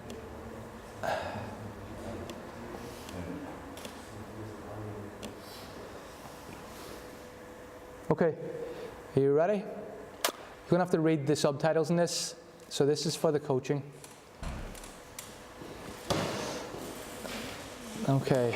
ถ้าพูดถึงทีมฟุตบอลของเราคงต้องย้อนกลับไปที่วันแรกที่นี่ชาวบ้านชอบดูฟุตบอลกันมากแต่ไม่มีใครเคยเล่นหรอกก็อย่างที่เห็นเรากินนอนอยู่บนน้ำมาแต่ไหนแต่ไรแล้วเพราะที่นี่ไม่มีบนดินสักนิดกีฬาอย่างเดียวที่เล่นกันได้คือแข่งเรือไม่ก็โม้กันล่างปลาที่จับได้วันนั้นแหละความคิดเล็กๆก็เกิดขึ้นพวกเราคิดตั้งทีมฟุตบอลขึ้นมาแต่ชาวบ้านก็คิดว่าพวกเราบ้า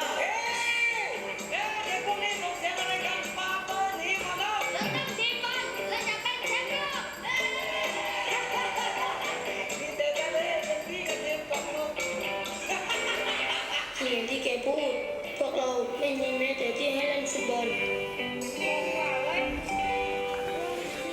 พอเราจัดทีมกันเสร็จปัญหาต่อมาก็คือเราจะเตะกันที่ไหนล่ะที่นี่มีแต่ทางเล็ก Oh. แค่แล้วเราก็มีความคิดว่าเราต้องสร้างพื้นที่ของเราเองเรารวบรวมเศษไม้เก่าๆ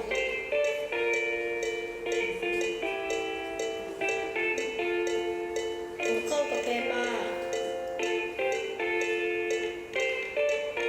ทำอย่างนี้ทุกวันหลังเลิกเรียน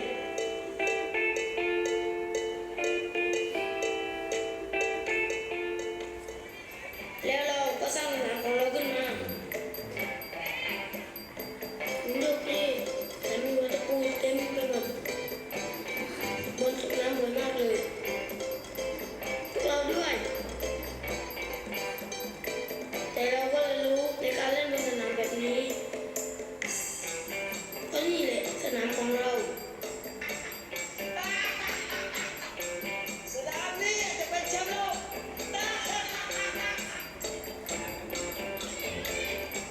แล้ววันหนึ่งเราก็ได้ไปสมัครการแข่งขันฟุตบอล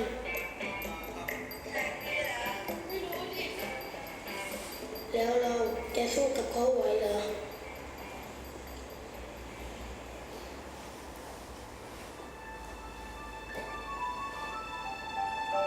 แล้วเราก็ตัดสินใจลงแข่งถึงจะไม่มีชุดเกิด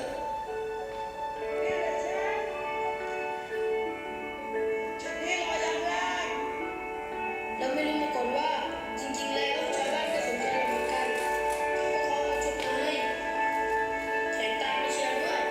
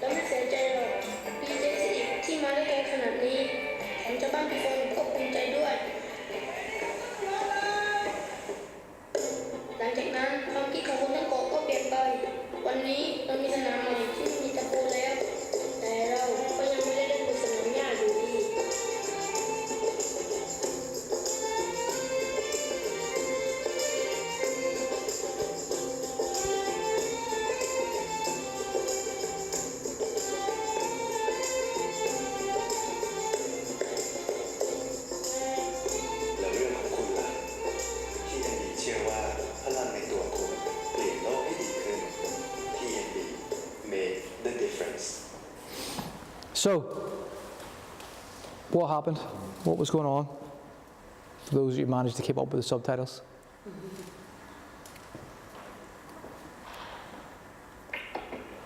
Oh. To tell the story of our football. The thing with whether the boots that were used to wearing shoes and things that can never play soccer or whatever, Yeah. the goal was great. And they were playing boots and they couldn't get through, so they just went back to what was natural. So, what else was important for them? The support of everyone else around them. Support of people around them. Who was in charge? Okay. Okay. How does this relate to powerlifting? Does it relate?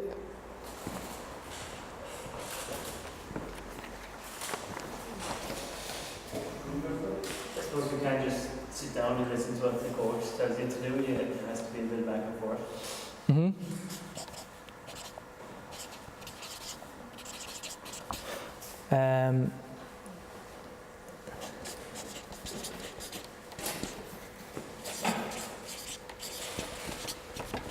So this is essentially, has anyone heard of constraints-based training?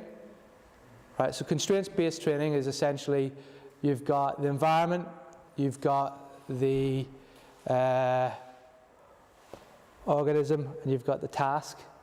And the constraints change depending on the environment, which in this case was a small pitch with nails in it that got wet and slippery. The organism was the kids. They adapted, physically adapted to, playing on slippy ground. Therefore, instead of learning to take risks where they might have less of a friction coefficient under the feet, so like big reaches like this, they were more so like learning to play like this, where they're crouched and down low, where they can make passes and stay balanced and therefore be more agile. So the friction coefficient of the water and the slippery pitch basically made it affected their skill. The task obviously was playing football, and again, the task of shooting into a small goal then affected how their accuracy developed. All right? So they had to play in a harsher environment with a tougher skill, and then as an organism, as a human being, had to adapt to that. Does that make sense? So this is essentially how you can get somebody to develop without them being motivated. But what we would do is we would stick over the top of this theory, we would stick then self-determination theory, which is, I'll just grab a different marker for this one. So self-determination theory is autonomy, competency, and relatedness. So you need all three of those to be motivated, which is it their own choice? Yeah, they wanted to play football. They played at their own level and they tried to progress themselves. They weren't given a difficult task, and they all related to it because their friends were doing it, and then it became part of the village thing. So two theories, we overlap them, and what we find out is that if you're highly motivated because you've got these three things, plus you've got a tough environment, a tough task, and you've got an organism to adapt, then you can create a performance enhancement. This is how we learn skills from Wolf, who studies essentially motor skill. And what he has in his theory of how we learn skills, we have autonomy, the person's control. They expect to do well at it because they've got a task that they want to do, or it's in front of them and they can do it. And there's an external focus of attention. So motivation is the big missing factor. And that then puts a focus on the task of the goal and increases motor performance and motor learning. Very simple story. It's all big terminology. Very simple story. The psychologists are cruel, but here's what they did. They got some owls. Say owls? Owls, yes, owls. They got some owls, right? Sorry, owls. They got some owls, they got some owls, and they essentially stuck a contact lens that distorted their field of vision by 15 degrees, put them in a chamber, a room like this, and then put fake mice out for the owls to catch. And the owls are like flying in, missing, and then over time adapted. All the young owls adapted, and they're like, okay, yeah, our vision's changed, we need to change. There, I got it, okay? Because to them it was play, and they changed. The older owls didn't adapt, because they'd learned how to, and this is, again, this is a natural study, they'd learned how to hunt, and they didn't have the motivation. They weren't playful, didn't have the motivation to do that. But what did happen is when you changed the process to, we're now only going to feed you live food and you hunt or starve, they adapted, right? When you make the conditions really, really challenging, people adapt. So if you want to teach somebody a skill, you must increase the difficulty of the skill. This is why we go up in weight, but we can also increase the difficulty of a skill. I was tempted to do it, but I'm not going to bother doing it. So very simple thing is you get something like this. You've all seen like swing straps or stuff, or putting rubber bands on a lift to make it unstable. Right, so as a constraint, as a task, you get something like this, you slide your weight down over it, and it's dangling then, and it creates instability. It makes the task much more difficult. As a result, the person then has to focus harder. There's a greater risk, there's a greater concentration, and they therefore are creating greater intramuscular coordination. You go back to the wee 4x4 of skill learning and coordination. We change the task to increase the skill learning as a coach, and that essentially enhances the performance. Does that make sense? So this is where Louis Simmons comes in with his bands and chains and stuff. Now, I don't know a lot about that, but I know essentially what he's doing is he's challenging to some degree in some of those movements the skill development of the lifts and not just the physiological adaptations. Does that make sense? So that's how you should think about coaching. And then I'm going to do this, three more slides and then one task, and I'm going to wrap it up, and we've got any questions then. So this is then critical for understanding how you coach from a psychology perspective. If I give you instructions, you will improve really fast, okay? So I was speaking with the coach last night, and he was telling me, I know how to coach the tackle in Gaelic football. I've broke it down to 4 basic instructions.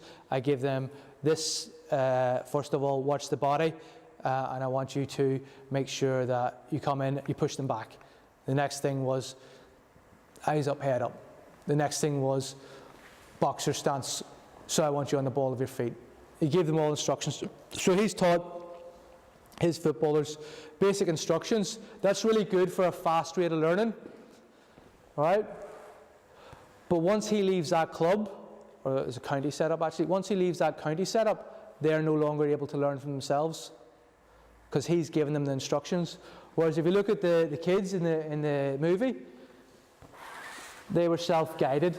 They would have had a slower rate of development, but their rate of development continues because their motivation was higher, because they were self-learning, and because they were fully engaged in what they were doing. Does that make sense? So your job as a coach is to go, am I going to look for somebody to, be continually improving and really enjoying and engaging it, or am I just looking for performance? If you're in the NFL, you're probably just looking for this basic performance here. And if the competition is here, regardless of which approach, so if you think about 3 weeks out, do I want to be doing guided learning and exploration with somebody? I want to give them, here's a solid instruction, you follow this instruction, you will do well. That's what you do 3 weeks out from a competition. You don't bring in uncertainty and questions. If I think of a youth lifter or kids that you're coaching, I'm probably going to be going, they're 14, I want them to get a lot of this, that's their development. So in between here lies your philosophy, and your philosophy depends on what stage they're at and what you're trying to do. And again, going back to your question about earlier on, I said I would come back to this, which is, are you going to be there for that athlete's whole life? Or are you trying to develop somebody who can become a self-guided lifter or needs instruction? So that's why it's down to you. But it's also then affected by, here's your comp, here's your comp, here's your comp, here's your comp. If I'm training somebody for the Olympics, and the Olympics is here, I'm clearly going to do instructions. If the Olympics is here, and I know I'm going to lose support of the support staff and teams and come out of funding, then still the instruction was a better choice up until we lose that. But if I'm thinking more long term here, it's a tough call. And then if I'm thinking even longer term, it might be more guided. The reality is, it's always going to be a mix of things, and it's up to you to make that judgment and understanding. Okay? Happy? Right. I'm going to jump in on this task. Who's the volunteer? Who's got me on the ball? Ah, brilliant, thank you. I need a volunteer. Cool. Get up and give yourself, everybody get up and have a wee walk, and we're going to, is these the lights? Yeah,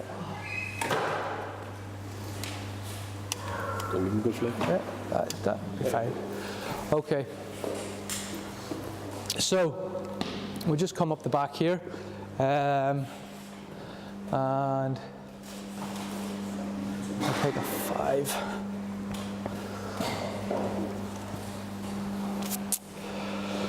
Right, who's my volunteer? Right. Okay, here's what's happening. You're going to sit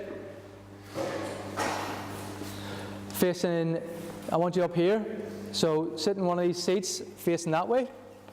Yeah. Okay. So behind you, I'm going to place a target. I'm going to place a target, which is going to be this 5 kilo disc. Right? You're going to have to land these on the 5 kilo disc. You're not allowed to look.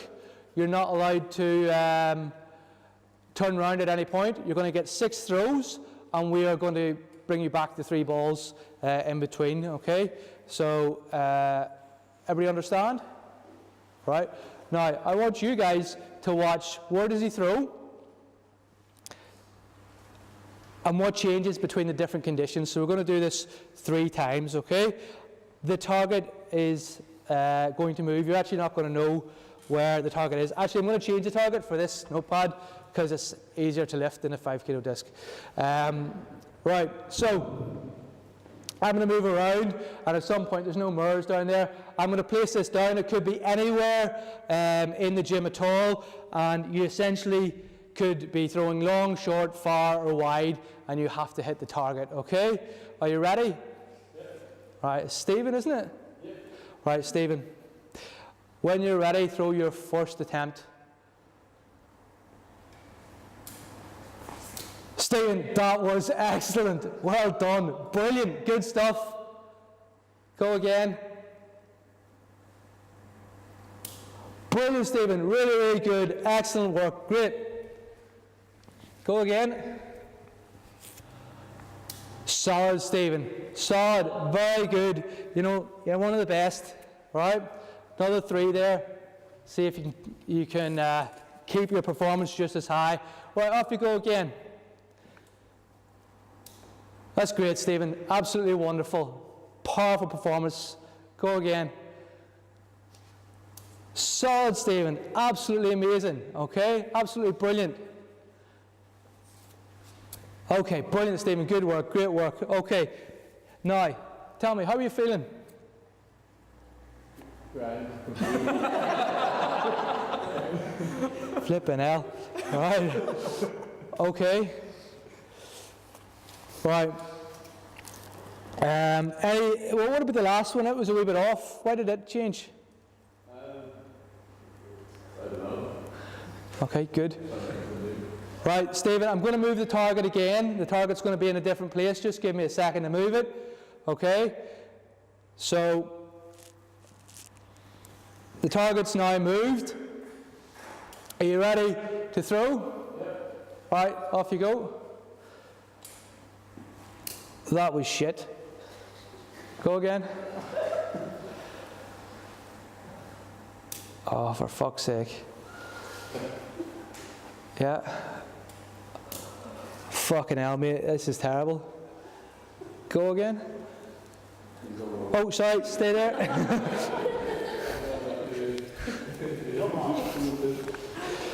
Okay, go again.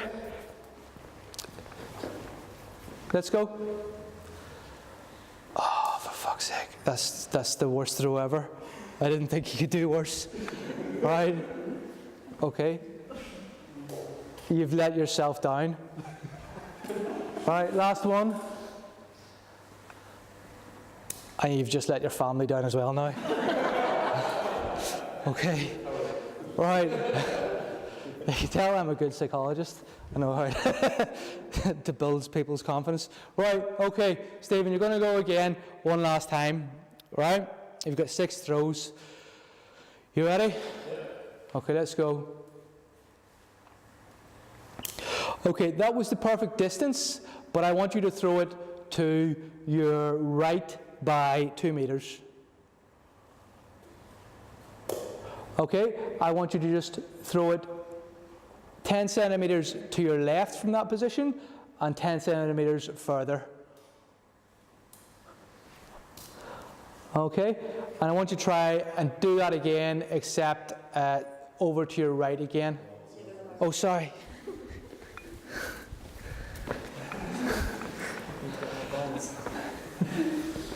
Right, okay, so same sort of throw, but just over to the right again. Okay, off you go. Okay, same again. Same again. Okay, good stuff. Get up and take a look. Okay, so there's a book, you're like this far off. It's pretty good. Okay, right. You were watching, what did you notice? Consistency for anything. He was reassured or told. When he got good feedback, positive feedback over Origin, that he was consistent with that kind from down there. Even though he thought the target was over there, because you were reinforcing that, he was able to hit it easier, whereas when it was negative, all over the place. Yeah. So whenever you were given negative feedback, you were like, what the fuck's wrong? What the fuck's wrong? And you were just like, oh, I'll try something else, I'll try something else. And this is where it was all erratic, it was all over the place. You didn't know what to do. If we look at the good feedback, you landed, your closest grip was when you had the good feedback. It was great, it was great, it was great. And you're like, the balls were practically touching. This last condition wasn't. Jesus Christ. The end of the day, we're nearly there. Right, so the balls were practically touching over here. Over here, they got really close, right? So here, they essentially, you got a nice grip, but you got really close to the target, right? This, what type of feedback was given in this group? It was instructional. It was like precise and instructional, and that's what the difference is. So as a coach, you have to consider, are you giving feedback which replicates performance? Are you giving feedback which destroys, the confidence and sends people off in a spiral? Or are you giving feedback that actually changes and guides them in the right way? Now, if I was going to go one better, I would actually have him understand, turn around and see where he's throwing, and have another throw and see if he can do it again. And I would ask him, what do you think you can do better? Because that's then me helping him become a self-learner. Does that make sense? And I'm not going to give him the answers, I'm going to let him become a self-learner. But close to competition, I'm just going to give him instructions. I'm just going to tell him, that's good, and here's an instruction. That's good, here's an instruction. Very, very simple is what happens. We can have a seat, guys, and we'll just wrap up.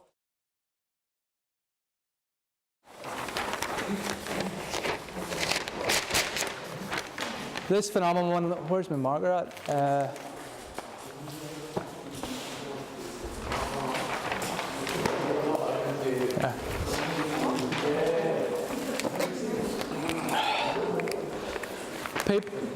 When you had the half there, was that not an actor's reference or what? No, it's just a Kobe cool wee cartoon that I liked. That was it, and that's the stuff that came with it. But Alan Partridge is okay as well. So, you're watching? Very important.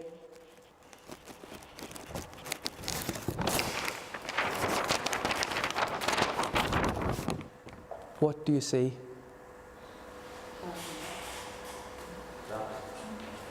Okay. Anyone else? Spider, yeah.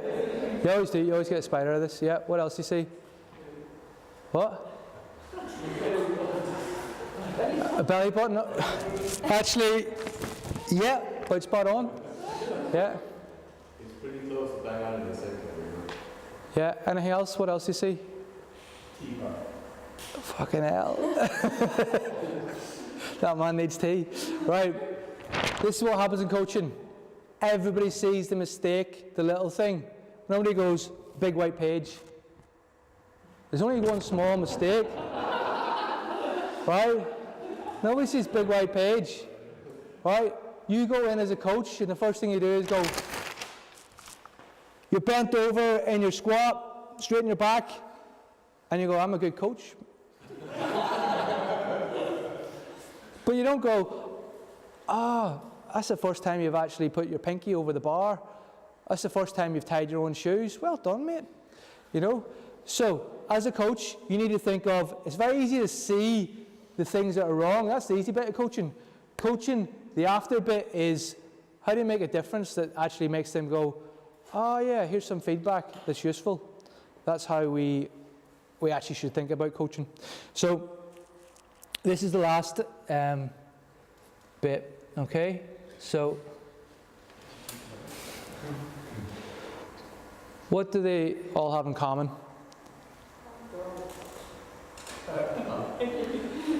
What? Pot. Right, good.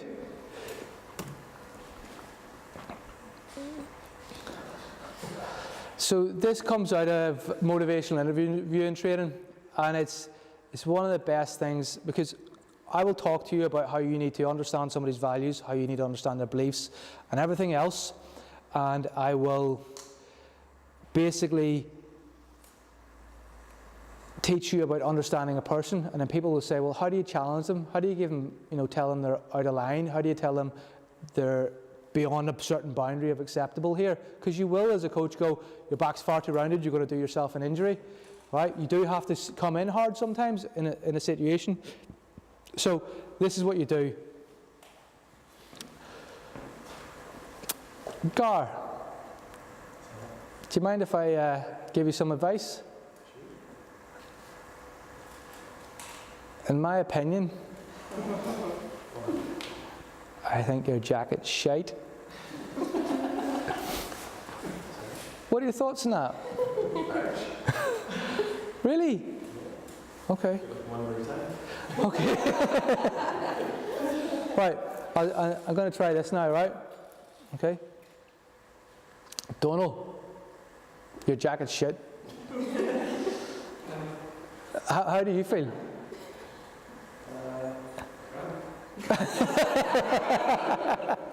Right, so this is a really good tool because I can give you feedback. I'm not going to go in, oh, your jacket is shit, but do you mind if I share something with you? Share what it is, and then go, what are your thoughts on that? If you come in with somebody and you say, here's a knockout blow of my opinion, there's a dot in your page, your back's rounded, your pinky's off the bar, that's nearly you coming in with a whip. You want to come, first of all, if you ask permission, that means they want it. Even if they didn't want it. So people, you ever hear people who ask get? Right? You've heard this, people who ask get, right? If I ask you, can I give you something? Can I give you some harsh advice? You'll be like, yeah, because it feels awkward to say no, right? And as a result, you're more likely to take the advice. The last bit of it is thoughts, what are your thoughts on that? I know I've given you a strong message, but I want to know what your thoughts are on that, because I care about how you understand what I've told you. If this is the only thing you take away from this course, you will go far. That is fundamental to human communication. So, on that note, I could go on. There's a few bits other, but I don't think it is relevant. as everything else we've covered today, but I also want to leave it because I appreciate that you have done an excellent job. Do you mind if I share something with you? You have done an excellent job today of just paying attention and engaging. And it's been nice to actually just see people take things on board, but also question things and engage. Just the reassuring nods as well makes me go like, something must have landed. So thanks very much. What are your thoughts on that? Right, okay. Have we any questions about coaching or psychology to do with that? Happy? Okay, you can throw the business cards out, but if you want to send me a text on the number, stick a 0044 in it, stick your name in the text, or WhatsApp. I'll put you all in a WhatsApp group. I'll stick the slides in or summarised notes of this into that, and answer any questions after this day if you've got questions. So other than that, guys, I think that's me done, unless you have questions now or anything you want to ask. Happy? Right, okay. Cool. I find that like 9 times out of 10, if I was coaching someone, I'd say what they did good first. You did really good keeping your knees out. But I nearly get to say too much that they're almost waiting till they get that out of the way. So I actually tell them, yeah, but. Yeah. So do I just need to change my approach different times instead of saying positive, negative? Different things with them. The same way it's their job to become a good lifter, it's your job to become a good coach. And a good lifter will explore different widths and feet stances and positions and training programs. It's your job to explore different roles of feedback. So what I would say to you is, very simply, is like, you can just say, how's training going? What are you working on? How's that going for you? And straight away, you've just ramped up the level of empowerment to them, because it's all about what they want out of it. It's their thing. And then if say, how'd that lift look? Then they're actually starting to use you as opposed to you giving them the thing. But it's a process of change between you handing it out and them asking for it. Do you know what I mean? I'm not saying either one's better. I'm just saying they're different tools at different times. So close to competition, simple, direct, build confidence, give instructions.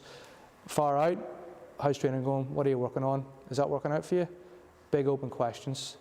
Open questions are like foundational to learning stuff. So, yeah, does that answer your question? Cool. Any other questions? Cool. Guys, thank you very much. Absolute pleasure. Well done.